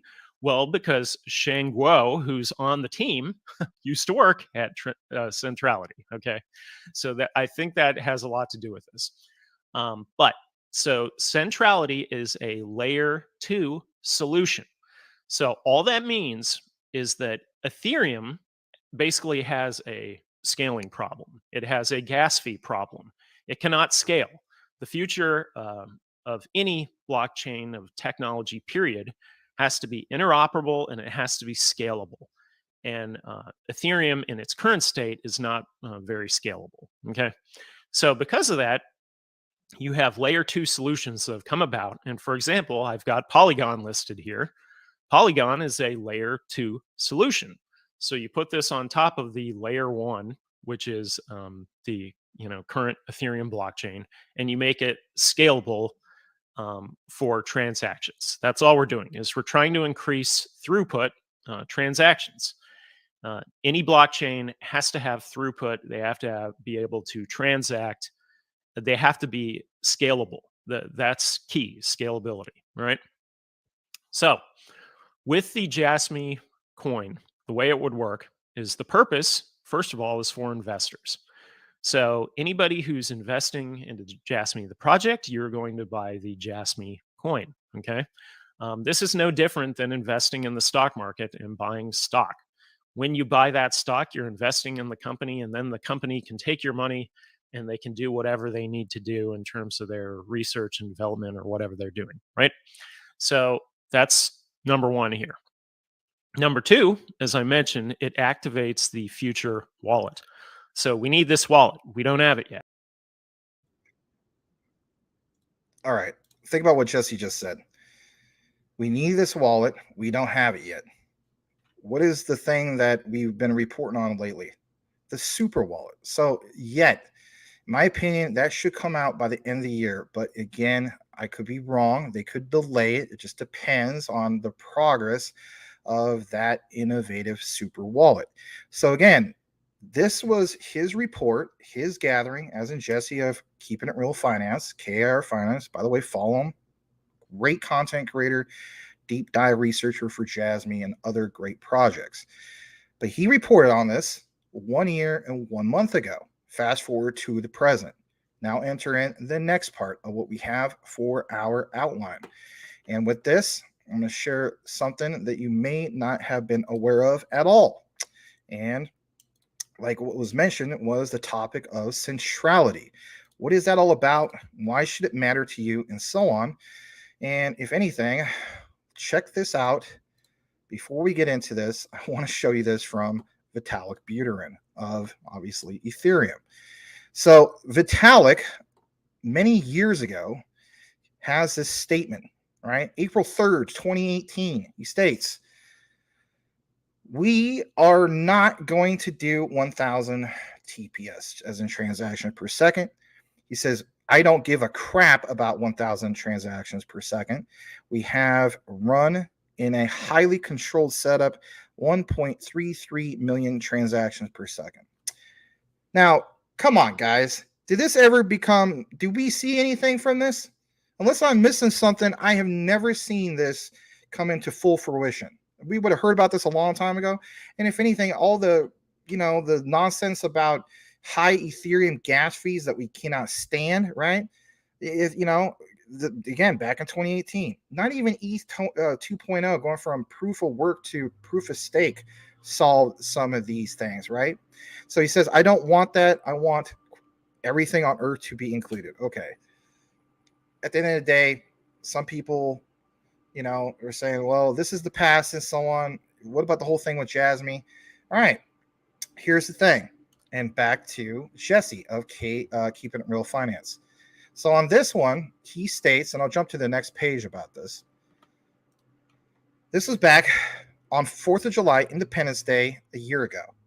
Jesse states how the Jasmy blockchain works. Jasmy's partnered with Centrality. We know that, to create the consortium / Jasmy blockchain, a layer 2 solution. Remember that, on Ethereum, similar to Polygon. How many projects are there as we speak that has the same type of thing in which we need scalability? They're going to go with Polygon.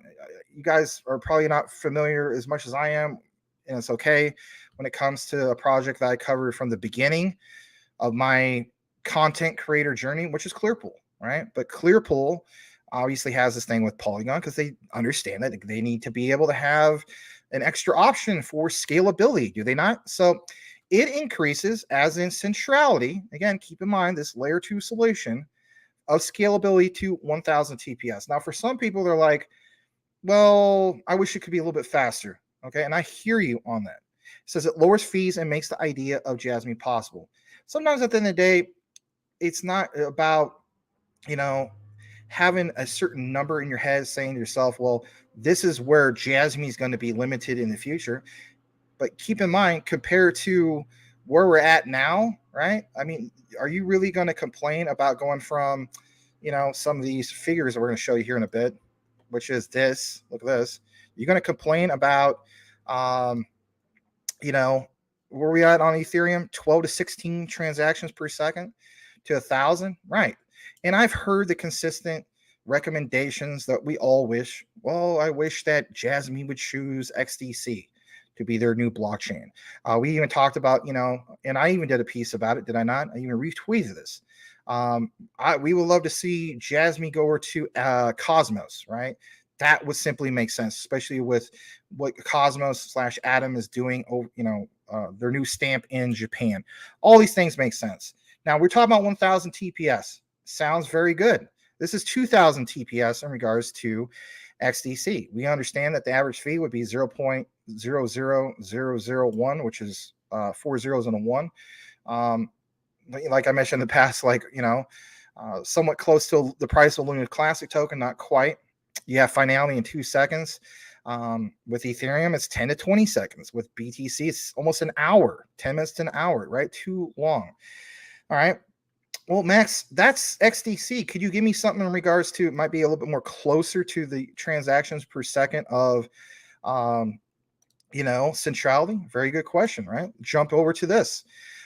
This might be a little bit hard for you to see, but I didn't have any other examples that was ready because I was kind of pressed for time, but I did have a good outline for you guys. At the top, you see regards to scalability with Ripple's XRP, something we cover here quite often, 1500 TPS. Look at the difference between that and like Bitcoin and Ethereum, like a night and day difference, right? So my thing is this. Centrality, 1000 TPS, right? It's not as fast as Ripple's XRP. It's definitely not as fast as Zenfin's XDC, but it's significantly faster than Ethereum. It can scale. Well, are we limited just to that? The answer is no, and I'll get more into this. And this is, of course, on my own personal findings, and I do appreciate the research and the content, of course, that we're bringing to you from Jesse of Keeping It Real Finance. Now, I want to jump over to a little bit more of what we have. Here's another example. You know, who doesn't know about Visa, right? Visa, 24,000 transactions per second. Ripple's XRP, 1,500. PayPal, 193. You know where we're going with this, okay? A little bit more, and I want to share this with you. And basically, as reported 5 years ago, okay? And I'll show a little bit more about this. It says Centrality partners with who? Sony. Yeah, head for decentralized App Store. If you forget anything I ever mentioned in this video outline, remember old Mr. Stanley, Max, said what? App Store. I'll even say it 3 times because usually that's how people remember. App Store, App Store, App Store. Just remember that. Okay.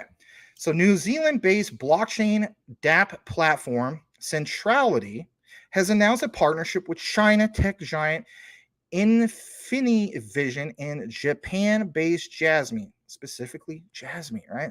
Founded by the former president of the Sony Corporation. Who is who? Mr. Kunitake Ando, who also shared the stage with who? Steve Jobs back in 2005, right? The partnerships will connect Centrality to Asia's leading consumer brands, including Mickey D's, aka McDonald's, in China, and China's biggest retailer, Bailian Group. Now, I'm going to play this for you guys. It's only 1 minute and 7 seconds, but it's going to give you a little bit of that visual perspective of why we're paying attention to this. Please smash that like. Here we go. Centrality is a blockchain venture studio based in Auckland and in 5 countries around the world, and we're all about making mass consumer adoption of blockchain applications happen. The way decentralized applications work is they involve a community of people that help build the software, run the infrastructure, and create the rules about how that economy works. So it's not a corporate in charge, it's a community in charge. All of these things can be built into code. And that should work out to a situation where we have fairer rules in place and better reward mechanics between the value creators in an ecosystem. そういったものがあれば日本にとってよりこれからどんどん経済の縮小というのを改善できるような大きな起爆剤になるんじゃないかなというふうに考えています。We want developers who are interested in building the next economy to come and talk to us and discuss how we can leverage the tools we've created to create new tokenized ecosystems and replace this avant-garde kind of old world, old generation of technology oligarchs. All right, replace the old technology, the oligarchs and so on, right? Again, think about it, right? How are you going to do that, right? You got to provide some kind of a layer 2 scaling solution. They do that for Jasmy. All right, jumping into the next part of what we have, because we can't just end it right there. That wouldn't be right. So we're going to get more into what we have. And if anything, I want to show you guys this as well. And here we go. It's in regards to Jasmy and Centrality, like it says right here. So remember I was talking about the whole thing about this app store and so on? Well, here's another thing. When you guys watch that little brief commercial of that lady buying the Coca-Cola out of the modern vending machine, notice that she used a wallet. Now, we were on the topic, were we not, of the Jasmy Super Wallet. Well, keep in mind this. At the end of that commercial, it mentions specifically Centrality, and it mentions Silo. Maybe I'm pronouncing it wrong, and it's Silo. Whatever the case be, that's not the point. The point is, like what it says right here, the Silo app is available in the Apple App Store, and it's quite nice. It says that this could be the eventual wallet that we will be basically using, earning, and spending for Jasmy. Is this the future super wallet connected through Silo? Well, what's a consistent thing I like to do for you guys? I like to connect the dots. So if I do connect the dots, to me, that would make sense. Again, we could agree to disagree, but that's the way that I look at it. It says it's just speculation. And again, you got to keep in mind that this is from over a year ago, but it would allow for transmission of, back to what Jesse was talking about, Jasmy tokens for low/no fees over Centrality's blockchain rather than ETH fees. Now, before we get more into this, some of you guys are saying, Max, this is a nothing burger, man. I mean, I like you, bro, but I don't think so. You know, you cannot dismiss Uniswap and other decentralized exchanges where, let's face it, Max, we're going to get hit with high Ethereum gas fees. And I'd be with you. I got a little bit more in regards to that as well. I always put myself in you guys' shoes about how you answer things and what you think and so on, because I've been there myself. I watch other channels sometimes, but you know, at the end of the day, it's a great question. It says, for instance, another interesting tidbit, Jasmy Net. He states that he thinks if Jasmy is leveraging Centrality's blockchain, that they may need to spend SENS tokens or plug, right? And of course, we've seen other references to plug before. He states, which could mean that when Jasmy takes off, so will SENS or plug or both, right? It's a win-win for all three of these. Doesn't know for sure, but both are very, you know, like on some of these exchanges, so on and so forth. Interesting plug is on, for instance, MEXC.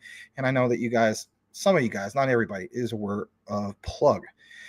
That's not the point. The point is this. Let's jump into what we have in regards to this. And this comes straight from the Medium. Check out what it mentions here. On this particular one, it mentions that enterprise blockchain solutions made simple with who? Centrality. But some of the key things, it's kind of like what you saw pictured before. Jasmy were looking for who? A trusted partner to put their business on the blockchain. So, of course, they turned to Centrality. Why would they do that? Again, one of their key, I guess you could say, big wigs over at Jasmy has some specific connections to some of these guys. This dates all the way back to Japan, a blockchain conference, 2018, in Tokyo. Who do we see here? Some very familiar people. The gentleman on the far right is no longer part of the Jasmy team. He retired, and I will do a proper deep dive about him and why it's important. But who do you see in the middle? You see the former president of Sony, Kunitake Ando. Who do you see on the second to the far left? You see Kazumasa Sato. We know that Kazumasa Sato had many of those Sony patents, and those patents are still as valid as they were then as they are now and going into the future.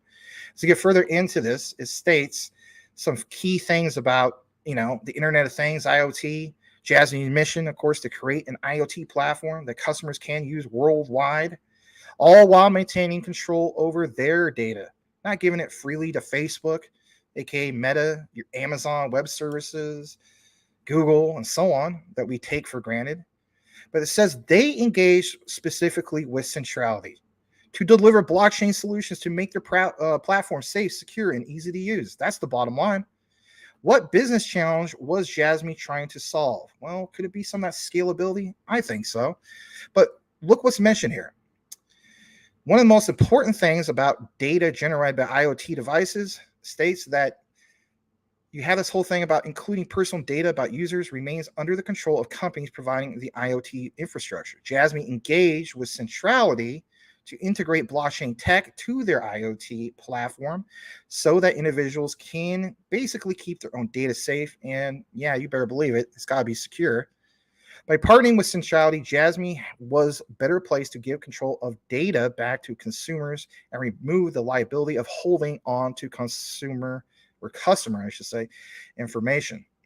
But what about the whole thing about Centrality? What do they exactly deliver to Jasmy other than just like a layer 2 solution? Well, that's a great question.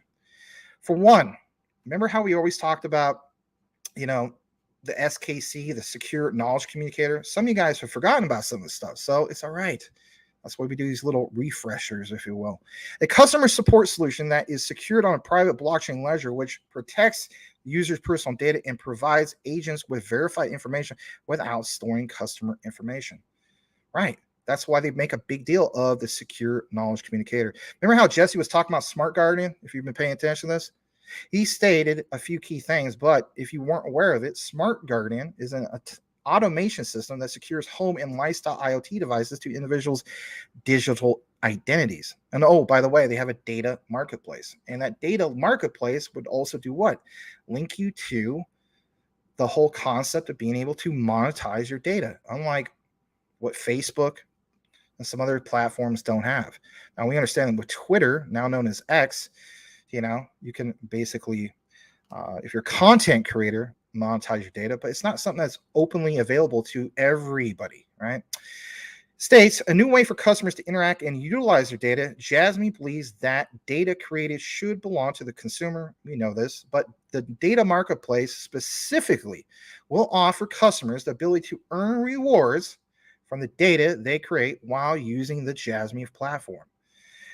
Again, when we get more of that mass adoption, you may not think that the concept of Jasmy on the surface sounds like it's going to be this worldwide massive thing, but you got to keep in mind, just because it doesn't work here in the United States with our narrative and our politics doesn't mean that it won't be a solution for the opposite side of the world. We're called the West. They're called the Far East, right? It's a night and day difference when it comes to the culture. What Centrality protocols basically do is they leverage Jasmy. How is it critical for Jasmy's tech stack? Great question. Jasmy is currently utilizing 3 services provided by Centrality, if you weren't aware of this. For one, we mentioned Silo, digital identifier, single source, and custom blockchain Jasmy Net via, for instance, the Plug platform. Now, we talked about Silo earlier, just real quick about this. They are a decentralized communication protocol. They underpin the secure knowledge communicator. This is the first Silo use case of web to mobile decentralized communication. This means communication between customers and digital support operators remains totally secure. And of course, your single source, KYC, identity protocol used to verify users and so on, but not to the degree where it's just like, what's the point of using this? Now, back to the topic at hand, and that is, scalability. And on top of that, some people are wondering like, well, the concept of layer 1 gas fees, right? Because of Ethereum, all great stuff. We'll get into that in a bit. I want to show you some of this that was posted from the white paper over at Centrality. And unfortunately, this is the biggest I can make it without basically chopping up the page too much where it's unreadable. All right, so I'm going to get into this, and you're going to see some key things here. So it mentions on this part, despite the market growth, and increased prosperity, the vast majority of traditional tech startups fail. That is true. There's lots and lots of failed startups, just like there's lots and lots of failed businesses that open up in shopping plazas and so on, right? It says even if they are well executed, right? True. Adam Smith's invisible hand is powerless against the tech giants. Their significant head start on data gives an application of AI the potential to increase the scale of inequality and reduce basic human rights to a free and democratic society. I mean, again, we talk about Society 5.0. You may not understand it here in the United States, but keep in mind a different narrative on the opposite side of the world. Look what also mentions here. Consequently, very few startups achieve scale, right? This is referenced in Centrality's white paper. Today's users are interacting with fewer applications, and I want you to remember this. Again, they're mentioning fewer applications, and their expectations are high. It's almost impossible for a new startup to achieve the capability required to meet these expectations. Why is Max putting so much emphasis on scalability? Was Max trying to kick the can down the road and not address the big elephant in the room of scalability when it comes to Jasmy? No. But if anything, I want to give myself more of a chance to gather the information in regards to scalability and deliver it to you guys of what is expected of a content creator who does research, right? Right. At the end of the day, if you have true scalability, what does that mean? Again, if you're a newcomer, it basically means this one thing. I myself need to have the same user experience as everyone else that's using the app or the platform that we're talking about. That's the bottom line. If it's only a select few people who have that experience, but others don't, then that creates a lot of problems. Throttling, lag, congested network.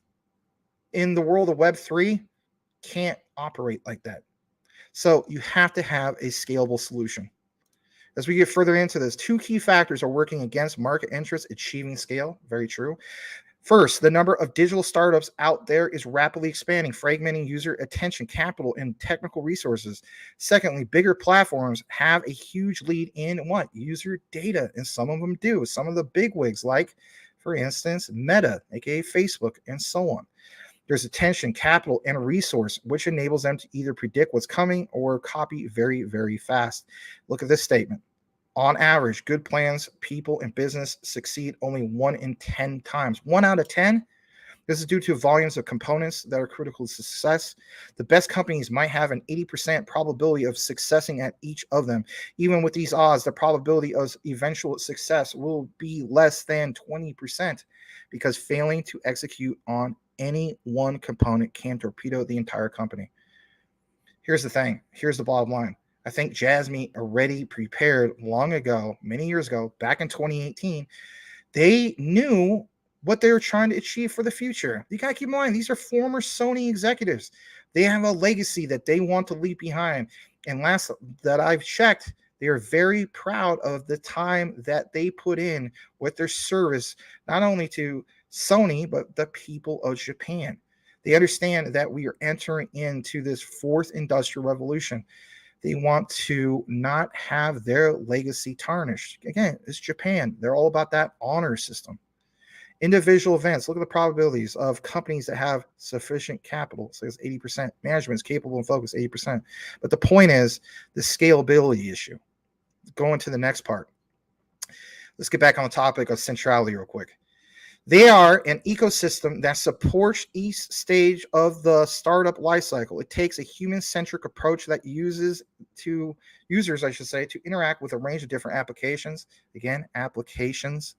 One with very low friction. On top of this, this allows developers to create applications that leverage the combined scale of the ecosystem in order to beat the incumbent startup hurdles that exist today.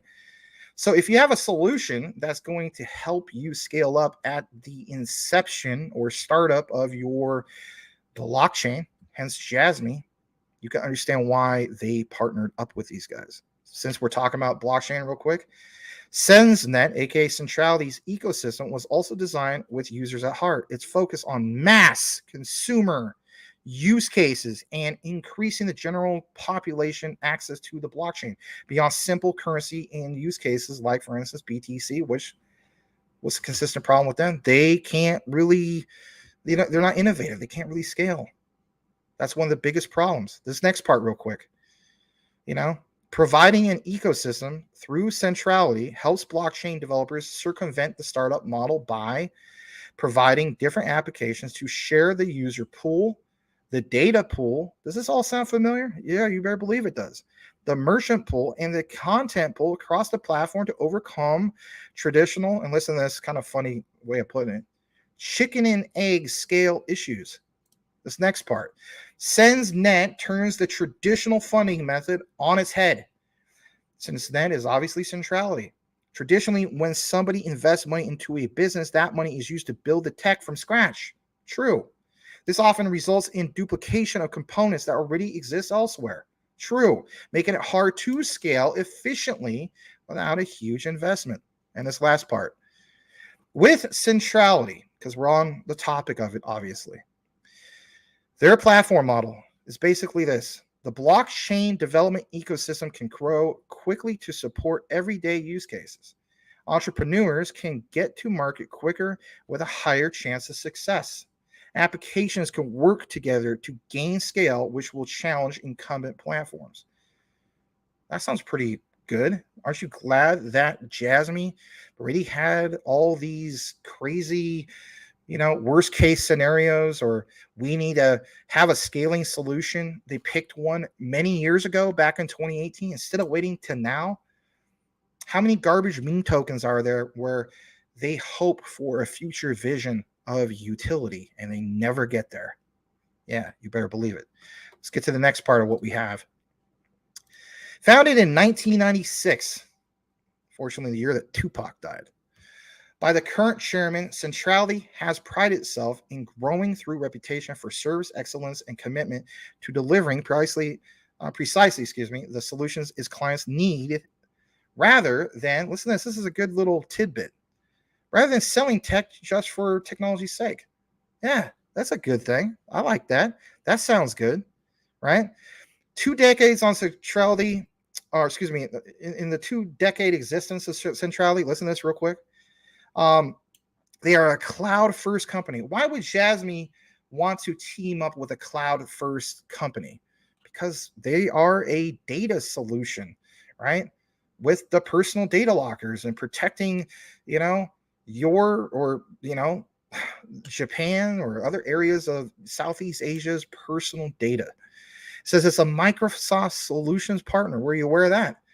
Why would Jasmy want to partner up with somebody that not only is a Microsoft Solutions partner, but also understands some of these other key things, right? Like, why would they want to do that? Because they want to go with who has been proven or been around for 2 decades and be able to do it at what scale?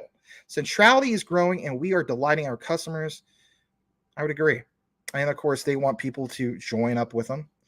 But back to this topic real quick. And I know this is quite the deep dive, but if anything, I hope to God that if you are a big proponent and proud to be part of the Jasmy Army or the Jasmy Navy, as some of you guys have pointed out, do me a favor. Once this is officially published in the right recorded format, that you not only just retweet it, but quote the tweets. And the tweet should basically say, Jasmy, scalability solution solved. That's what I hope that you take from this. SensNet is now an EVM-compatible Layer 2 blockchain set to empower the most exciting metaverse projects that will make their big moves. What is Jasmy also trying to do in the metaverse? They're trying to make their stamp into the metaverse. They cannot make their stamp or their name known in the metaverse if they don't have a proper scaling solution. Again, enter into Centrality. Look at this. This was posted on April 4, 2022. EVM is live on mainnet. How many times have we been talking about EVM or Polygon ZK EVM? Lots of EVM news, right? Devs can now easily deploy existing, listen to this, Ethereum smart contracts. What is Jasmy? An Ethereum smart contract, is it not? ERC20 token. Look at the next part. dApps, decentralized apps, and tooling on Sens to take advantage of much more lower fees? Really? You are tackling the subject, Max. Yeah, you better believe I am. And enjoy the convenience of our runtime modules. Of course, you can learn more about this if you choose to go visit Centrality on crypto Twitter. But the next part I want to get into is this real quick about this history. All right. Like I said, Centrality provides the tools. Again, guys, think about how many blockchains have proper tools. We talk about Stellar with Cubis. That's a massive, underrated tool. This is Jasmy, right? This provides the tools to help developers bring their app to market with blockchain tech by providing capital, an open source library of tools. Again, just like anything, if you don't have the proper tools, even to build a house, build a blockchain, you name it, you don't have squat. Some of their business tech partners include Lightning Lab, and you better believe it, Jasmy. They're proud to list Jasmy. They ain't afraid to list Jasmy. McDonald's even listed there. And they're headquartered in Auckland, New Zealand. Some of you guys tuned in tonight are from New Zealand. Very cool stuff. On the next part, this is some bonus that I just got not that long ago. I think I shared a little bit about this the other night. So for some of the naysayers are saying, Max, this all sounds great, but I don't deal with centralized exchanges. Okay, I get that. Well, I don't think you do, Max. Trust me, I do get it because I have put myself in your shoes. You say that, Max, but you are against meme tokens and so on, and I hold and deal with Uniswap quite often, and I'm telling you flat out, since I'm all about decentralized exchanges like Uniswap, I'm going to get hit with a massive ETH gas fee. All this deep dive research that you're talking about, this sounds great. But at the end of the day, I'm going to go to Uniswap. I'm going to enter in my wallet, and I'm going to get freaking gorged like you never seen before with these fees. And you know what? I'd be with you. That's a great statement. Let's jump into this for a second. So, did you know that Uniswap, not that long ago, has this report, the improved architecture and gas savings? In Uniswap v3, which we currently know, they can have this thing about deploying a new contract for every pool. Again, remember what I mentioned earlier? I mentioned all those references about all those pools through Centrality. There's a reason why I did that.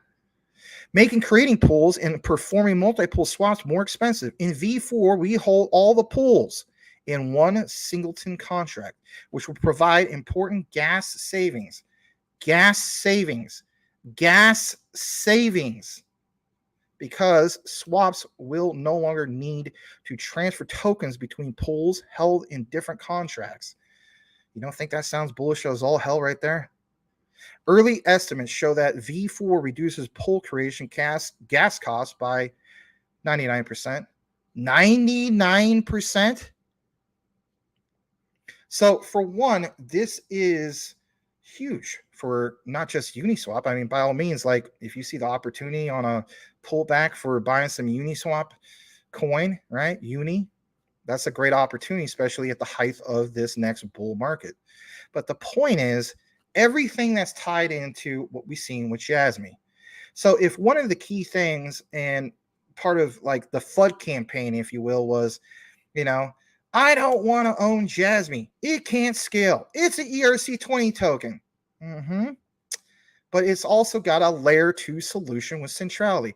You know, I've got Ethereum gas fees. Ain't nobody got time for that. Well, guess what? Let me tell you something. Uniswap v4, when this is implemented and fully ready to go for mainnet, being able to have this concept of this, you know, the gas fees slash 99%, you know, is going to be pretty awesome because Jasmy has that layer 2 solution. So, I mean, I think it's pretty interesting and awesome to say the least. But if you're wondering if this is it, and I know I apologize, I want to get more comments, but I'm on a roll right now. I want to jump into this real quick. This is a little bit more that icing on the cake. You may think, well, man, bro, you could just ended it right there. I would have been good. There's a lot more. Not so much more. I'm going to bore you guys, but look at this. Remember how we talked about SKC earlier at the beginning? Remember how we talked about Smart Guardian also towards the beginning? Remember what Jesse was talking about from KRFIs? Did you know that they have 3 main utilities? Maybe we talked a little bit about this, but this is a different explanation, and it's from CoinDesk. For one, personal authentication and a registration, which grant the use of blockchain provided by Jasmy, the allocated management of personal data, safety, and smartphone or blockchain, and offering users the ability to transfer and trace their own data freely. On top of that, Smart Guardian allows IoT devices to be easily and securely registered on the original blockchain network. On the original blockchain network, users can then send and receive detected and measured information and send and receive commands for remote control. The SG also incorporates a dual structure of unique blockchain and distributed management storage. Think about this, storage. Remember what Centrality mentioned earlier? Their focus is on the cloud. Oh my God, Max, that's how you tie all this stuff together? Well, that's part of it, yes. Where data can be safely kept and managed. Personal data, of course, has real value. The goal is to give it back to the people, and not have the vast corporations that currently benefit off of it. They're literally making a killing off of our data, just like all of them. Our Garden makes a killing off of pasta. You know, it don't cost much for them to, you know, buy that pasta, right? They make like a 90% markup. The same exists in the world of data. Add that up for a second. Getting more into this. Introduce this. And to me, this is, in my opinion, the ultimate when it comes to a scaling solution. So just real quick before I kick it on over to this next part. For the naysayers, and there's going to be a few of them, there might be a few of you right now who are connected who are saying 1,000 TPS is not going to get the job done for industry, 5.0, excuse me, when it comes to the smart cities and society 5.0 and the fourth industrial revolution. And I would agree with you. All right. But it's at least a big step forward, is it not? So what other ultimate scaling solutions do we have? Well, if you know me well enough, you know where I'm going with this. And if anything, let's jump into this right now. Enter in Quant. Now, I did have that video a while back, and I got criticized about it and so on, saying, some people are like, oh, this is a nothing burger. This is all speculative and so on. All right. So hear me out. This was published July 10th. Overledger reduces crypto exposure. Think about what's mentioned here. Let's go to the far right. And you do see Peter Maririo Sans, if I pronounce that right. He's the CTO, Chief Technology Officer over at Quant. He says, quote, since we were on the topic of gas earlier, instead of having to hold cryptocurrency to pay for deployment gas fees, oh, I see where Max is going with it. Yeah, you better believe it. Instead of having to hold cryptocurrency to pay for deployment gas fees,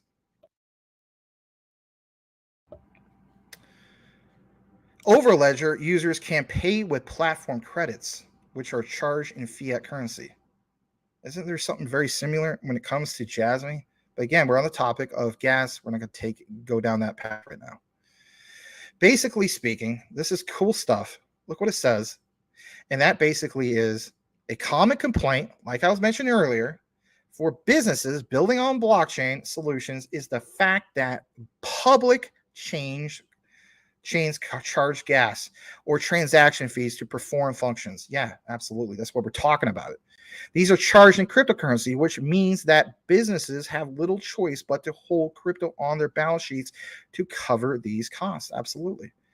That's a headache, not least from a risk and accounting perspective. As of today, Overledger platform users will no longer have this problem when, of course, deploying tokens. Instead of having to hold cryptocurrency to pay for deployment gas fees, think about this. Overledger users can pay with platform credits, which are charged in fiat. This new feature applies to all Quant smart tokens. Oh, yeah. I remember Max talking about earlier about, the ERC20 smart contract token of Ethereum. Talks about base, flex, and vary, and integrates seamlessly with the Overledger token flow as seen below. All right, real quick. How's this all going to work? After creating your token, when you choose deploy, and we saw this on the demo, on Quant Connect, our users can see two options for deployment. For one, you can either deploy with MetaMask and deploy with a platform credits, for instance. But like it says, you can choose to deploy with credits, and they will use your platform credits to see the associated costs before proceeding. This way, you don't need to have crypto, nor do you need to connect to a virtual wallet. So for one, if Jasmy, hear me out for a second, was never able to accomplish the concept of the super wallet, they can have a backup plan with Quant's Overledger. Now, will they ever do that? This is where I get some of the criticism. We'll have to wait and see. But with Quant putting their stamp down in Japan with that connect to SBI that we reported on that crypto trifecta video of Jasmy, QNT, and XDC, you definitely kind of connect the dots on that one. Again, who's the plug? Who's the connect? Genki Oda. You better believe it is, because of SBI and also because of BitPoint. All right. So one thing I want to show you now is this whole part of what we have a little bit more from the outline. I know this is quite the outline. And again, I'm on a roll here. I just want to pound that home just that much more.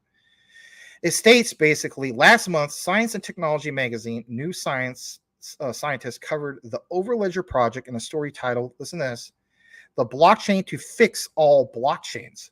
This is reported from NASDAQ. The story emphasizes the need for what? Data interoperability. What's Jasmy all about? Data.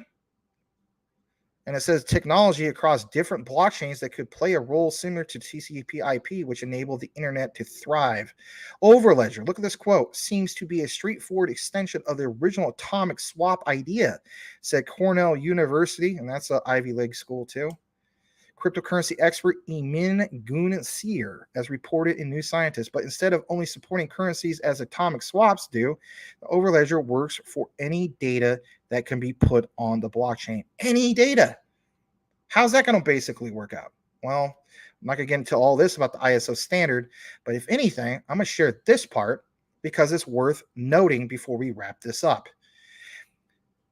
Says secure and scalable, implemented OAuth federated authentication standards. Think about this for a second, because Japan is all about the standards, and Gilbert Verdian wrote the standard of ISO TC307, enabling single sign-on for enterprise customers, and implemented scalability and resilience updates for cloud infrastructure. Now, with Jasmy, their cloud infrastructure layer 2 solution is Centrality.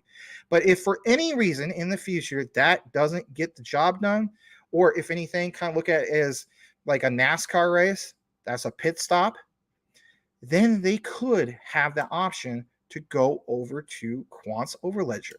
And to me, that would be the utmost of the utmost, right? Would it not? Overledger 2.0 supports data transformation for payment transactions to, because some of you guys are wondering, well, does it mention Ethereum? Yes, it does. To BTC, Ethereum, and even Ripple. As we know, a lot of us are big up on Ripple. Plus, the new software development kit, version 2.0, is more lightweight with its data transformation functionality, most moved in Overledger version 2.0, prepare service. And I love this part. Talks about, for instance, the signing of Ethereum and Ripple payments transactions, generating an access token and refresh token using client ID. Remember with Jasmy, we're talking about Smart Guardian earlier, being able to verify, for instance, client IDs. Why did I go through all this trouble to tie this all in for you guys? Because I want you to have a broader perspective of why I'm so bullish on this. This is a reason why both Quant and Jasmy are consistently in my top 5. Client secret, Overledger UI, username, Overledger UI password. Gives you a little idea of how this all works. Gateways on the network, connectors on the network, tasks receive on the network. Last but not least, Overledger allows new types of applications, because you better believe with Jasmy, they're trying to get those applications going on in the future, are they not? By breaking down DLT silos with Quant's patented cross DLT technology available via REST API, Overledger provides a range of powerful cross DLT transaction types. This allows applications to easily access, update, and move, yeah, you better believe it, data and assets held on all, not just some, all the DLTs and blockchain customers that use to operate their business. Very, very bullish in itself. All right. Almost done to the closing part. I got to pound this home just a little bit more. We were on the topic of smart contracts. The new release of Quant's blockchain gateway introduces just that, smart contract creation. How was that so? On that update from February of 2022. And like it says, Quant provided enterprise-grade interoperability for the secure exchange of information, digital assets across any network. Doesn't matter if it's just ETH, you name it, any network. Platform protocol a new release of its Overledger blockchain gateway, which provides and gives you numerous examples. But the point is, it provides these solutions. Smart contract platform announced today that they have agreed to combine their unique blockchain-based tech to eliminate a key barrier to development. Again, will Jasmy eliminate some of their future key barriers of development by being limited to 1,000 TPS? I'm just saying, I mean, if we're all about being proponents of preparing for the future of that generational wealth and so on, we better hold our key projects accountable. And if anything, work together as a community to share the info. That's just the way I look at it. All right. If you were having some doubts, this comes straight from Google, and that is basically this. If you're like, I don't understand the whole thing of smart contracts. On blockchain, the goal of smart contract is to simplify business and trade between anonymous and identified parties, sometimes without the need for a middleman. Now, in closing, I want you to remember this part. And I know that I did quite the deep dive tonight. I get that. The key word here is middleman. Remember what I said in regards to middleman. Let's jump over to here. Oracle Blockchain Platform explained through interoperability. Cross ledger, and look at the top right. This is a screenshot from a lecture from a long time ago. Cross ledger transaction integration. Over ledger solution from quant networks available for OBP deployed in OCI. Middleware, think about this, that enables developers to write clients that interop across OBP, Corda, Quorum, Ethereum, Ripple, Bitcoin, Stellar, IOTA, you name it. As we know, IOTA is another great one for Internet of Things. Thought that was a great little reference right there.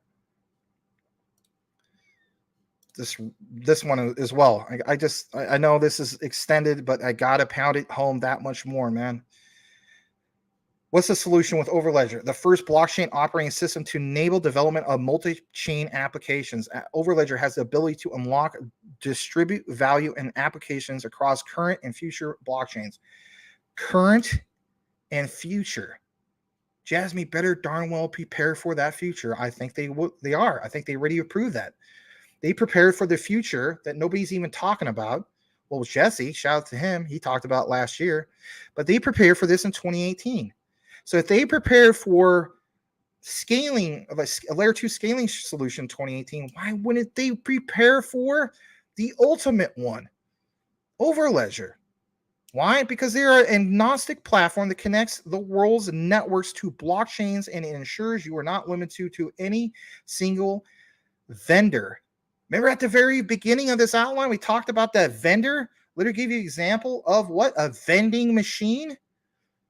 Overledger is the only platform that facilitates the development of decentralized multi-chain applications. Multi-chain. The only platform. Why do you think the Bank of International Settlements shows it? Why do you think Augustine, the head honcho over at BIS, shows Quant through Project Rosalind? And the Bank of England. If you're not owning QNT, I'm just being honest. I don't know what you're doing. If you're not owning Jasmy, I don't know what you're doing either. That's my own opinion. Some people don't agree with it. I didn't mean that being disrespectful. All right. There's just like one last one. This is the final one. I keep saying this is one last one. This is it. It is undeniable that the potential of QNT appears to be massive. True. The blockchain network is growing in all directions, and Quant wants to be the one big connection between all blockchains. But not only just that, Quant offers support for so-called, and look at this, listen to this, multi-ledger tokens, MLTs. These are digital assets, but are backed by real assets. So banks can easily use Quant to trade digital currencies without being tied to a specific blockchain. Why are you pointing this out, Max? I'll tell you why I'm pointing this out.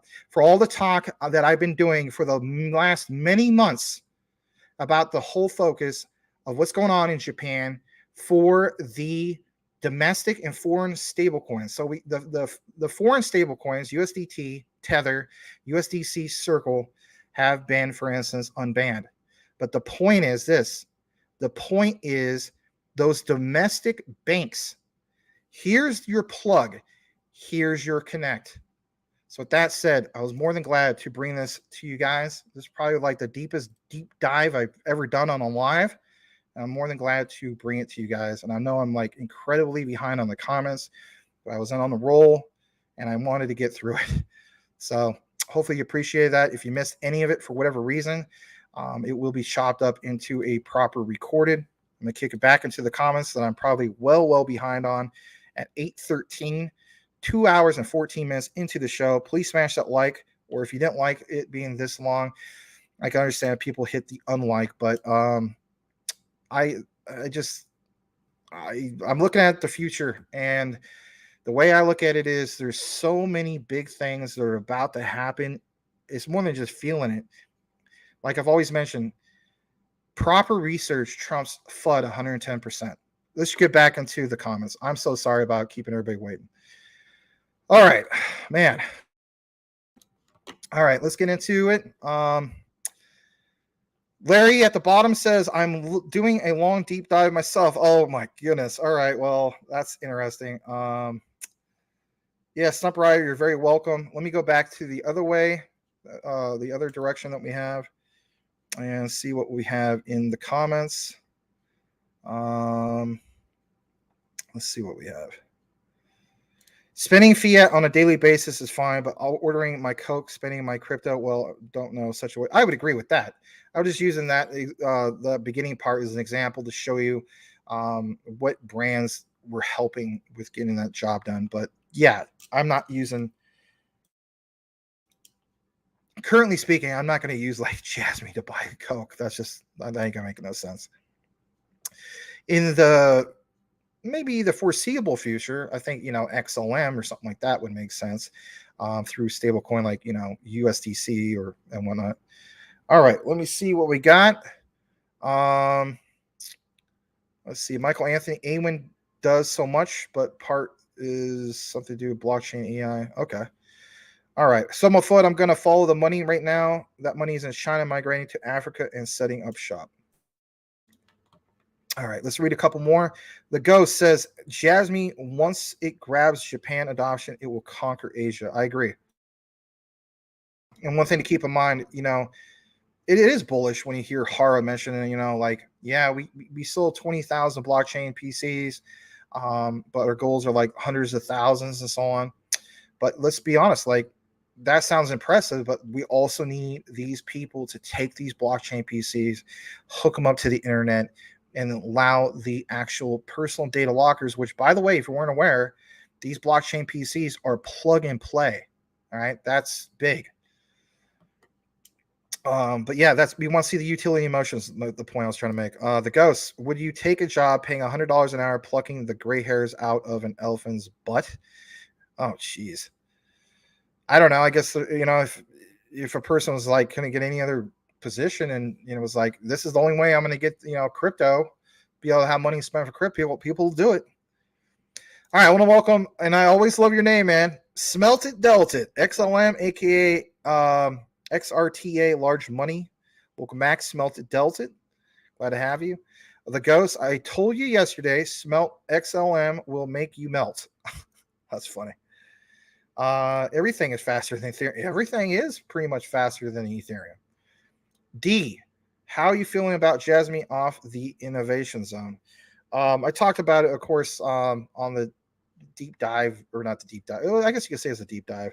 I don't really feel as though officially that we're out of the woods on that yet. Like I said, I feel as though that it's kind of like, Binance or CZ wants to play both sides of the fence. On the surface, I mean, it appears to be that way, which is cool. But the point I'm trying to make is, and I understand like some of the findings that you guys have, and some people say that, I'm misinterpreting this, but, at the end of the day, if you go to it and it says, on Binance, Jasmy listed in the monitoring zone and also the infrastructure zone. It's like, okay, well, what coins are listed in the infrastructure zone? All right, Quant, Chainlink. All right, those are good projects. Cool. And then you go to the other one and you load up that page, and it's the monitoring page, and it shows Jasmy with the likes of FTT and VGX. It's like, come on, CZ. Like, is this your last ditch effort to just like, all right, we can't suppress these guys so much because they're obviously making a lot of headway and they're trending and so on. This is our last ditch effort to just kind of, hold them down as much as we can. And then we have to do this because, Binance Japan's going to launch August 1st, and then things will go crazy. Well, we'll see. All right. Smelt It, Dealt It says, play some stellar news for the Luminats. I don't think I have any stellar tonight. We usually try to cover that as much as we can. CZ manipulation. Yeah, I agree, Magic. Crypto John, Max, you're the man. Wealth of knowledge. Well, thanks. I guess you probably sat through some of that. I don't know if you sat through all of it. Japan becoming crypto friendly, open for overseas businesses. No doubt Jasmy should explode in the future. All right, let's go further down. Grizzly Bear Greg, aka Glitch in the Matrix. Welcome back. Welcome back. Glad to have you back. Brad Burke, welcome. He says, what up? Glad to have you. Crypto Mike says, sup, Max. Brought a friend, coworker in Brad Burke. Oh, cool. Well, Brad Burke, welcome, man. Let's see what your avatar looks like. Oh, okay. Super cool, man. Well, boom. Welcome to, anybody's a friend of Mike Cornwell's a friend of mine, that type of thing. That's something my dad always taught me. But anyway, glad to have you. Hopefully you enjoy some of the content. All right. I have a lot of comments, obviously, I got to get into. So if I missed anybody, it was not on purpose. I want to welcome the Jasmy movement. Trust the process. I agree. River says, hey, guys, he's still on vacation. I didn't even know you're on vacation, my friend. I'm sorry if I missed your comments. He says, I'm way up on the mountain on our quads with some boy. Man, that sounds like a good time, my friend. First cell reception a week. Have a good show, and I'll see you soon. I like quads. My preference is like dirt bikes. But nonetheless, all that's fun. And if anything, I hope you guys enjoy like a great bonfire and, barbecue some good meat, on the open flame. Good stuff. Shout out to River. He probably didn't hear this, but that's okay. All right. The Ghost. I'm really considering relocating to northern Luzon, Santa Ana. Nice beaches there and seafood. Oh, cool. Yeah, my parents obviously, we're through all those areas and so on. Luzon, Philippines, and so on. My dad was a missionary to the Philippines in 1976, and that's how he met my mom. She was a pastor of a church, actually. All right. There's a lot of, like, my other uncle, he's a pastor. It's just a lot of that in our family. Anyway, we just don't have any family here in Arizona. We have family in Oregon and stuff. You guys didn't even know that. I don't know why I'm sharing that. Anyway, there you go. All right. Let's see here. The Ghost says Hooters sniff and scratch campaign. You know what? He's killing it on that, man. He's getting a lot of views. I think the last one's up to 8,000 views. We were at Hooters tonight watching Max. Oh, that's cool. That's cool. Very, very cool. All right. Let's see here. Let me go further down. How much cryptocurrency could you get for a pair of Dolly Parton? Oh my God. I don't know, man. Probably a lot. But back in the day, she was just like a lot of people when they're younger, right? She's still beautiful though. She's a great grandma. All right. Let me see if you guys got anything else specifically. Crypto Talk Now, Larry the Ghost. Can you get a couple ladies to make sure you watch Max and Larry on Crypto Talk Now? Oh, all right. Let me see if you guys got anything else specifically. I know I'm kind of rapid firing going through a lot of things, but just trying to catch up. Yo, Ghost, my grandfather was friends, according to Boomer F and Sooner. Boomer F and Sooner was friends with Les Paul back in the 40s. Oh, wow. And they made a freaking guitar out of him. And I didn't even know it until after he passed away. Interesting. Here's a weird little tidbit. My dad's first concert, or I should say first concert. That doesn't sound right. Bill Haley in the comments. He went to Bill Haley's first ever concert ever in Reno, Nevada. So that was pretty cool. That was like in the early 1950s. I was like, man, too bad he didn't have a camera, Anyway. You're very welcome, Stump Rider. Glad to cover it. Yeah, that'd be awesome. Welcome, Fluffy Fluff and the Banana Hammocks. Says, hi, gang. The Ghost says, possibilities are endless with CTN people. We need more capital. So let's go. XLM, Jasmy, etc. Yeah, absolutely. T. Wildman, when you have time, can you have a look at the X project, X token? You know what? I might write that down because I think that's the project that what's his name? Mr.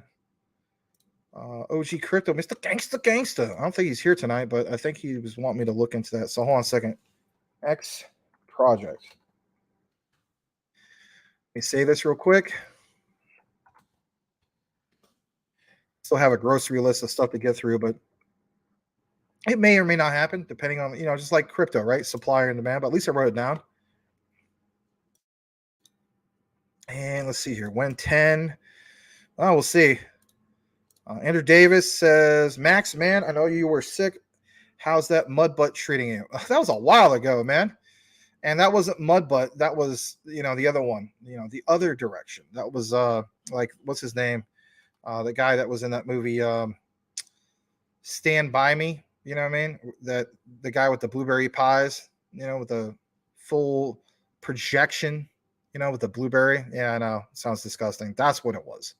It was not mud butt talk now or mud butt special, but that's okay. If you guys get more of a laugh out of the mud butt, it's okay. Shout out to Brian Dowie and all the fellow mud butters. Brian Dowie did. I don't know where we're going with this. Anyway, the ghost, cool. Max, dad seeing beat Bill Haley. Yeah, absolutely. Rock around the clock. Pretty cool stuff. All right. Let's see what we have left for you guys. Let me close out some of these tabs. I guess that was quite the deep dive. Yeah, let me close out some of this. Glad to share Crypto John's Binance update, if you will, or his perspective on what's going on. Let's see what we got. All right. Let's see what we have. All right, let me close out a few more things. The Uniswap segment, I thought that was pretty good. I mean, that's save 99%. Who doesn't want to save 99% on anything, right? All right. Let me just jump into maybe, I think there might be a tad bit more. I know what it is. Something other than Jasmy, Max? Yeah, it's something other than Jasmy. I know. Some people are like, what the heck, Max? Went on the wild tangent on that one. Well, sometimes that's how it works. All right. So let me turn off some banners. Let me see. All right, you know what I'm going to do now, don't you? All right, smash that like. Here we go. We're about to pull this up.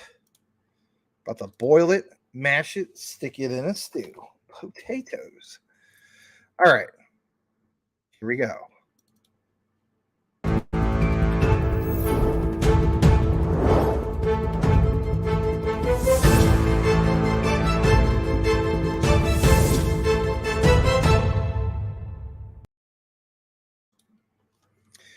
I have some breaking news to report in regards to BSV and yes, Ripple's XRP. Where's Mr. Max going with this? Well, smash that like if you haven't done so already. Let's jump into one of the mainstream topics of the day, which is BSV and Ripple. We always talk about the whole concept of tribalism. I don't like tribalism, but could the blue chip cryptos create their own tribalism? That's exactly what's going on. Well, shout out to CTN sideline reporter, who is not currently watching, but he's probably watching the replay at some point. And that is Stardog, who reported this earlier today in a DM. I'm going to go ahead and share this with you guys. And just like you see, Ripple CTO reacts to fake Satoshi Craig Wright's court loss. Now, I want to state this, right? I don't think Craig Wright is a fake Satoshi or anything like that. And even based off of this news, I'm sure with you guys, is not going to make me want to dump my position of BSV. Now, real Satoshi, fake Satoshi, whatever you want to brand them. At the end of the day, my key thing is this. I don't give a crap who he is. All right. The utility of the BSV blockchain speaks for itself. 100,000 TPS, full scalability, may even go higher than that. that is what we should pay attention to. But nonetheless, there's some negativity going on. And of course, this ain't going to make me want to dump my Ripple's XRP because David Schwartz has a little bit of a tiff with Dr. Craig Wright of the Bitcoin Association of BSV. Absolutely. All right, let's go ahead and share this with you guys. Here's what's going on with this. Please smash that like. And reported from USA Today earlier today, states that David Schwartz doesn't hold back words for Craig Wright after court verdict reveals truth. Well, is it really just that? Well, anyway, let's get into it. So, in a recent court development, Craig Wright, who claims to be the enigmatic creator of Bitcoin, aka Satoshi Nakamoto, has suffered a significant legal setback. Well, how so? He has been ordered. Listen to this, because this is the latest in regards to like court cases, I guess you could say. He's been ordered to pay worth more than $500,000 for legal costs as he pursued claims against crypto exchanges Coinbase and even Kraken. Says key passages in the court's verdict reveal damning statements regarding Wright's credibility. The judge found that Wright had deliberately provided false evidence. Listen to this. I know it sounds crazy. During the trial, leading to the conclusion that he had resorted to deception to bolster his case, causing serious harm. The finding left Wright with little ground to challenge the court's judgment. The court's determination of Wright's deceptive actions has reverberated through the crypto community. Hence why the last week or so, I think it was last week, I saw the beginning of this. You saw a lot of what mentioned Satoshi Nakamoto, and it also said Craig Wright, Satoshi, and that was trending on Twitter for a bit. So David Schwartz, like it says, one of the architects of XRP and the current CTO at Ripple, weighed in on the news. Not holding back, Schwartz took to X, formerly known as Twitter, as we know. I'm still getting used to that, by the way. I don't know if you guys are used to that. But basically to emphasize that once again, the court is finding that Craig Wright knowingly lied under oath to fraudulently obtain monetary compensation for a lawsuit. You know, my thing is this, all right? And we talked about it yesterday. It's kind of like the concept of you're the artist, right? You're the singer, the artist. You own the rights to the actual music, right? Through copyright and so on. So, you know, he's been cited numerous times as actually being the real Satoshi. Some people believe it, some people don't. But at the end of the day, if he is the real deal, wouldn't he fight to the death, to the sense, to prove like, yeah, I am the real guy, and therefore I want to fight this all the way. That's just the way I look at it. Schwartz previously called Wright a vile and grotesque character. See, crypto tribalism, but not through the communities, right? Through literally the industry leaders. Here's what's cited. This was posted apparently from the tweet from yesterday from David Schwartz, aka Joe Katz. He states another court finds that Craig Wright deliberately lied under oath to fraudulently obtain monetary damages in a court case. He cites Peter McCormick. He says key passages relating to the deliberately false evidence that Dr. Wright relied upon, you know, for serious harm. I have more about this, and I'm going to zoom in, if you will. Here it is. And let's blow this up just a tad bit more. All right, here it is. At the trial, Dr. Wright, like it shows, was cross-examined about these matters. Having heard his evidence and considered the relevant circumstances, the judge concluded that the explanation given by Dr. Wright for banning his part of his case does not withstand scrutiny. That, although a conclusion that a witness has given deliberately false evidence should not be drawn lightly. There is no other plausible explanation, and that, quote, Dr. Wright's original case on serious harm and the evidence supporting it, both of which were maintained until days before trial, were deliberately false. I think there's a little bit more about this real quick. Yeah, there is. Let's pull up the next page. States, This is not a case in which the claimant merely failed to satisfy the judge on the balance of probabilities that some proportion of fact was true. The judge made findings of fact that Dr. Wright's original case on serious harm supported by a statement of truth. His written witness statement on that issue also supported by such a statement, and his oral evidence on the matter given on oath were all deliberately false. As the judge explained at, I don't know, that particular mark, those findings were based on a combination of the circumstances in which the case on serious harm was pleaded, the extent to which that case and Dr. Wright's witness statement in support of it were later, quote, shown to be false, the timing of Dr. Wright's explanatory witness statement, his, quote, vague and unimpressive evidence at trial, and the lack of any adequate or convincing explanation for the falsity of the case and supporting evidence. Now, I think there might be just a little bit more, and I'm going to give you guys my own take on some of this. Let me show you this last bit. I know it's all verbatim, but these are like official court records, if you will. It states, although the judge did not say so in terms, the substance of the matter that he found that the claimant had told lies. Dr. Wright accepts this finding cannot be challenged. Yikes. Think about that. It can't be challenged. Among the judge's other unchallenged findings was that the purpose of telling these lies was to obtain judgment on liability by persuading the court of a false case on serious harm, and that the attempt to deceive the court would have continued had Mr. McCormick not produced the contradictory evidence he did. In substance, on the judge's findings, Dr. Wright attempted to obtain an advantage by deceiving the court. I don't know, man. I mean, I don't know. I mean, it could be fact. I don't really know, right? But my thing is, and I want to jump back to this statement real quick from Peter McCormick.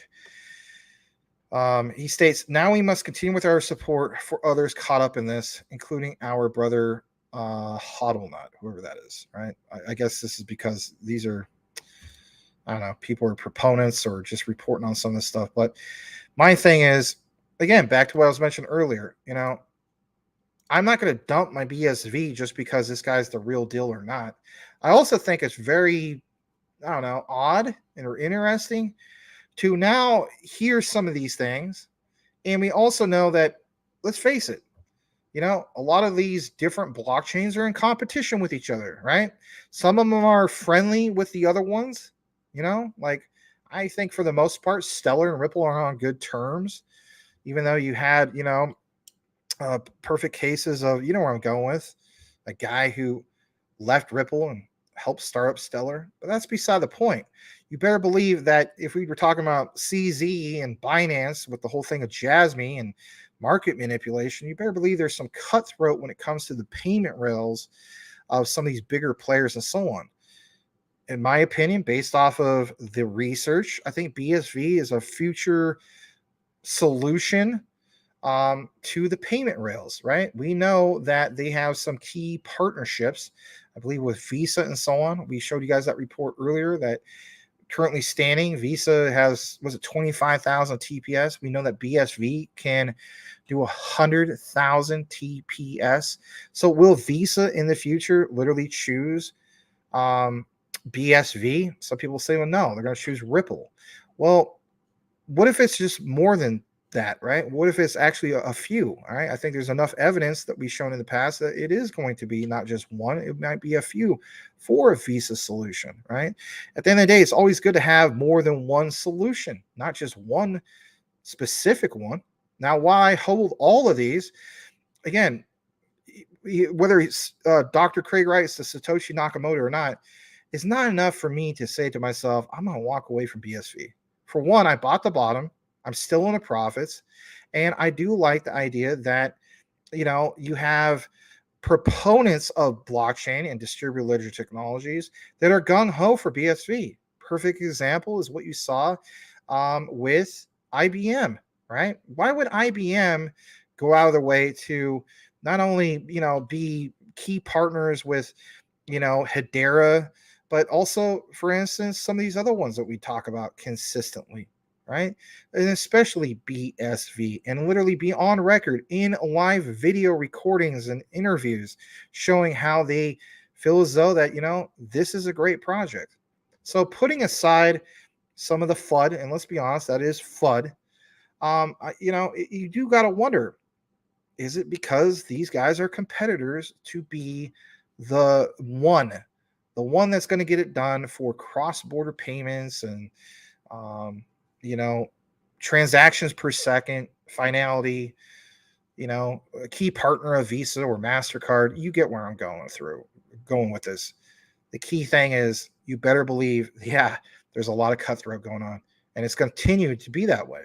So I'm going to get into the last bit of comments. After that, I think I'm going to wrap up the show. We're approaching 2 hours and 40 minutes, and I do thank you guys for being here. All right. T. Lynn says, hi, guys. How far back was the generational wealth discussion? It was basically, we're talking about Bitcoin. We were talking about Jasmy. But if you missed it, it's okay. I'm going to chop up that and put it in a recorded for you. And you can catch that probably later tonight or early in the morning. It'll be a lot more condensed. But thank you, T. Lens. Welcome back. Here's a dab. Boom. All right. GG says, good show again. Night, yeah. Thank you, GG. Appreciate you. Langoust. All right. Larry, are those lobsters? All right. Yeah, I call my girlfriend my little lobster because she got a bad sunburn while laying on the beach a few weeks ago. Max is the Energizer Bunny. Well, I don't know. Maybe in some ways. All right, the ghost. Yeah, I know that feeling, man. I got sunburned so badly at a resort in Mombasa, Africa. My skin pelt twice, man. It was terrible. Huh. All right. Well, yeah, thank you very much. I'm glad to do it. We're going to end like a little, not like a deep dive. Last night we did like a, we call like CTN After Dark bonus, right? This is a shout out to the one and only Mr. Elon Muff, aka Mike Cornwell. And we're going to play something that was introduced to us that, let's just be honest, this is absolutely hysterically hilarious. And, might make you have, I don't know, a good laugh. We'll play the one he introduced, and then we'll play the other one, which is one that you may have never seen before. I'll try to pull that one up as well. Let me see what we got. I think I have it on my history real quick. Hold on a second. Kind of had to dig through this real quick. All right, where is it at? I was watching a lot of NBA highlights from a while ago. Oh my gosh. Okay, hold on a second. Oh yeah. Here we go. Let's share this one. And then there's another one that's really good. Oh yeah, here's the other one. I think. Oh yeah, here's this one. This one's pretty funny. And then where's the last one? Oh yeah. Here we go. There's this, because you guys haven't seen some of these, right? We showed you a little. We showed you like a documentary type thing, but we never showed you specifically what should I call it? The video. Hold on a second. Let me try to pull this up. So here's the original. Yes, 2 commercials. All right, you guys are probably like, I don't know what Max is talking about. Hold on, I'm gonna pull this stuff up for you guys. All right, just making sure I get them kind of like in order. All right, yeah, we'll play 3 of these, and then we'll close it out. I think we have 3 less comments. Oh, super chat. Well, I'll be darned. Thank you to Henry Brown for the $3 super chat. Thanks, Henry. Get well soon, brother. Appreciate that, man. Hopefully you're recovering well. Hopefully you're not dealing with a lot of pain. Really appreciate it, man. Thank you so much, man. Like you tag me. A lot of times I don't get the chance to read all of your tags, but a lot of times I do. And you're killing it, man, with all the consistent updates and knowledge that you bring every day. Thank you all again, not just for the super chat, but also your super thanks on some of our latest videos. You rock, Henry Brown. I really mean that, man. Thank you. All right. CTN Lobster House. The possibilities are endless, Larry. Hope you feel better, Henry. Okay. CTN After Hours. All right. So, yes, shout out again to Mr. Elon Muff, Mike Cornwell. He shared yesterday with us about Jones' good-ass barbecue and foot massage, right? Even Steph Curry during a basketball game, I think during the finals, he was doing the little dance. We're going to show you the foot massage first, the barbecue and foot massage. The next one after that will be Jones' big-ass truck rental and storage. And then the one after that will be Jones' cheap-ass prepaid legal and daycare academy. My goodness, all right? Some good stuff, right? We gotta laugh and end on a good note, and it won't give us no copyright infringement, Larry, if you're worried about that. Here we go. Let's go ahead and share this. Have a good laugh with CTN in closing. Thank you so much, you guys, for tuning in. It means a lot. And please tune in to the chopped up recorded ones later if you appreciate the Jasmy content. All right. Actually, we're going to start off with this one. Sorry about that. The BBQ, the barbecue. Man, barbecue sounds good right now. All right, here we go. Smash that like. Jones barbecue and foot massage. Jones barbecue and foot massage. Better come down here, get some of this shit. You like to eat. America loves to eat. So why not open up somewhere America can sit down, enjoy a meal, and get their feet rubbed? We'll fry anything you want for $5.99. As long as it's friable or edible, we're going to make it deliciable. We will fry parts of the chicken you didn't even know was friable. The beak, the feathers, we'll fry candy bars. All that European stuff that you don't really normally eat, we'll bring it down here and fry it for you. Ask McDonald's to fry something other than what they normally fry. Guess what you're going to get? Nothing. If it fit through the dough, I'll put it in the fryer. Hell, this is a dinosaur. All our meats are gently tenderized to their optimum deliciousness. We got fine dinosaur meats. Took my money, made me pay child support. Come on down here and get you a slice. Once they get your social security number, it's over. Motivated. So friends, let's just decide you don't want no barbecue. Well, that's fine too. Why not let one of my foot specialists or myself perform our magic? Look at that. Don't they look wonderful? If you really pay me enough, we'll massage your feet in any of these sauces also. Success is the rule down here at Jones. Good ass barbecue and foot massage. So go ahead and give me a call or find us on the worldwide internets at the new website. That's JONES big ass truck rental and storage.com/Jones. Good ass barbecue and foot massage.html. Excuse me, did you call number 52? Did you hear me call number 52? Jones, good ass barbecue and foot massage. Jones, good. All right, one more. Or second one. I should say two more. This one's good. We didn't share this one last night. We just showed the documentary, but I don't think we actually showed the full thing. Maybe it showed like a little bit of it, but here's his truck rental and storage, right? Showed you like a brief thing about this. Shout out to Mr. Squidward, who's killing it. Little inside thing. Also Larry.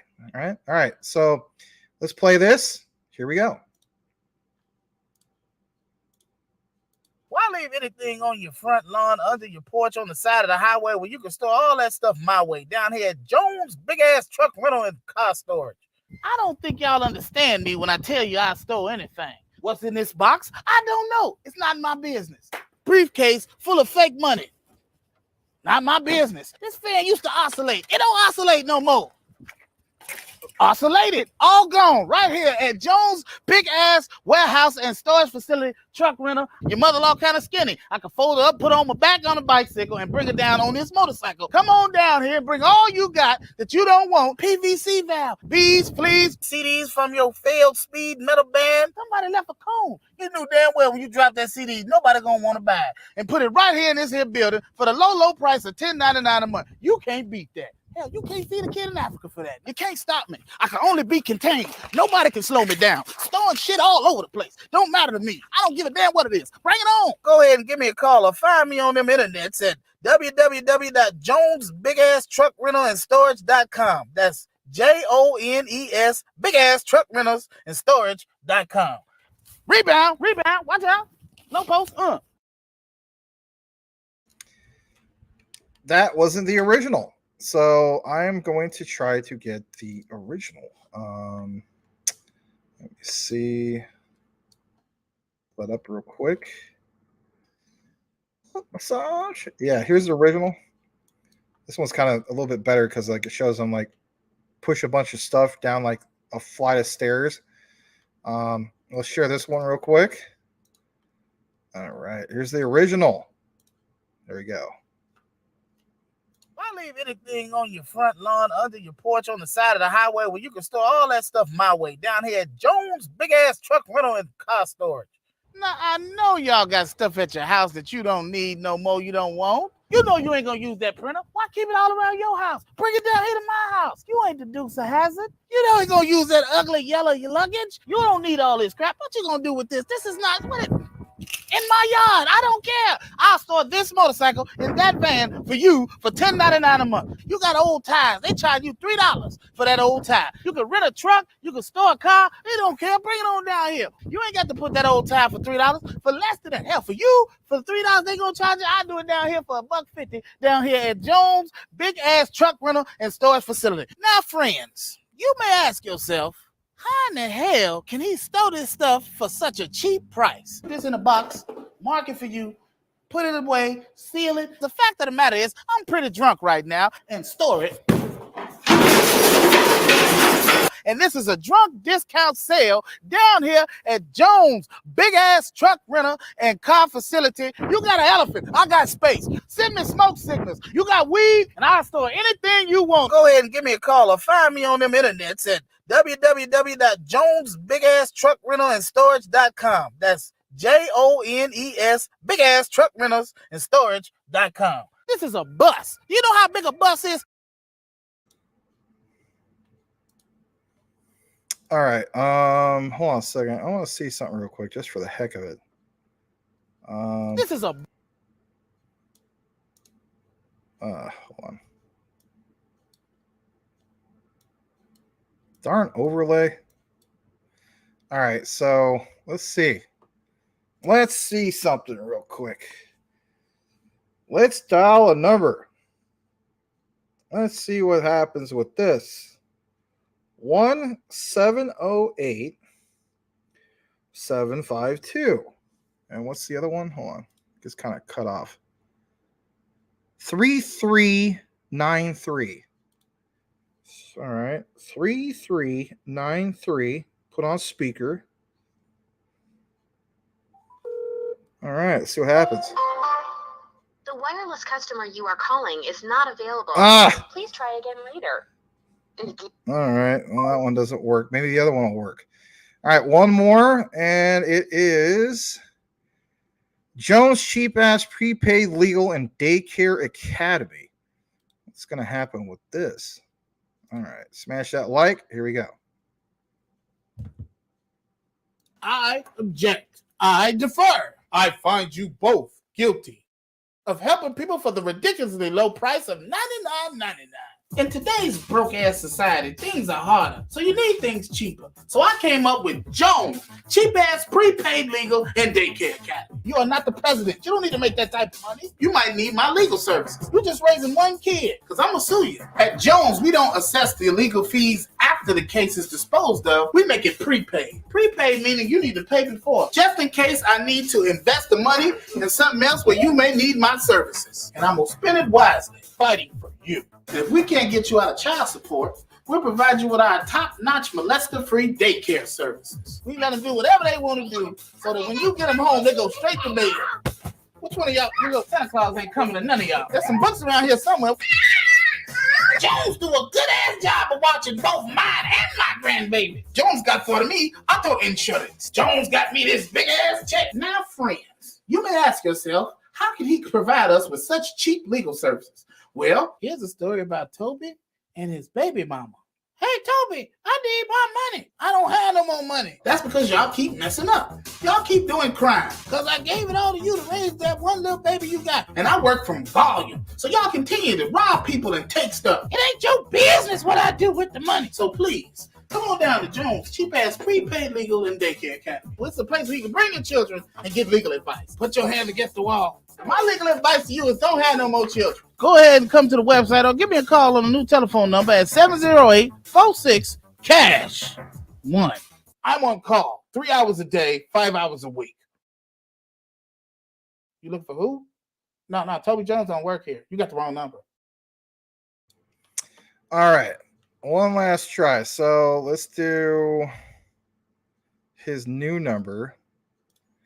See if that pulls up real quick. You never know. You never know until you try. All right. 1708-46-CASH-1. Oh my God. All right. So that would be the number 2. Then the number 2 again. Then the number 7. Then the number 4. And we say 1. 1. All right, let's see what happens.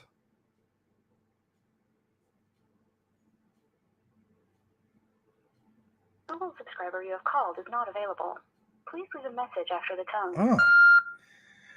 Oh yeah, I was trying to contact Mr. Jones with his legal cheap ass prepaid legal. Let me tell you something, Mr. Jones. I haven't had any good barbecue and a foot massage for quite some time. But last time I came down, somebody came over and squirted a bunch of barbecue sauce all over my feet. And I just want to state that it was pretty good. You know, it was going down on some chicken tenders, some wings, some of that crispy thighs you got down there at the big ass barbecue foot massage.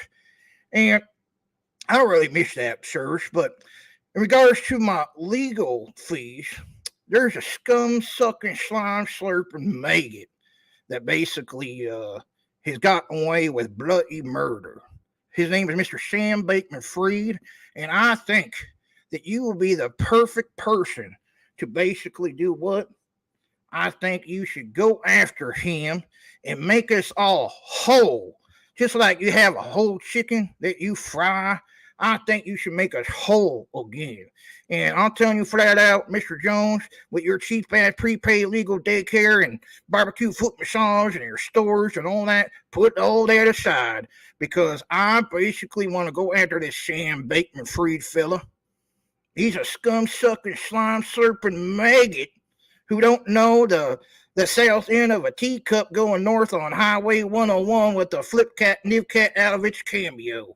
And I just feel as though, Mr. Jones, that if you tune in to Crypto Talk Now, 9 p.m. Eastern, 6 p.m. Pacific every single night, that not only will we welcome you as a member of our official CTN Network Army, but we will give you a complimentary big-ass barbecue foot massage as our thank you for going after Mr. Scam Bankman-Fried.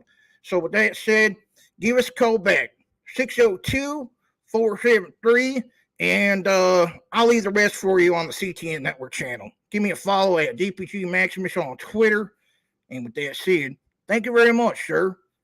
I hope your big-ass barbecue and foot massage does you well. Over and out. Bye-bye.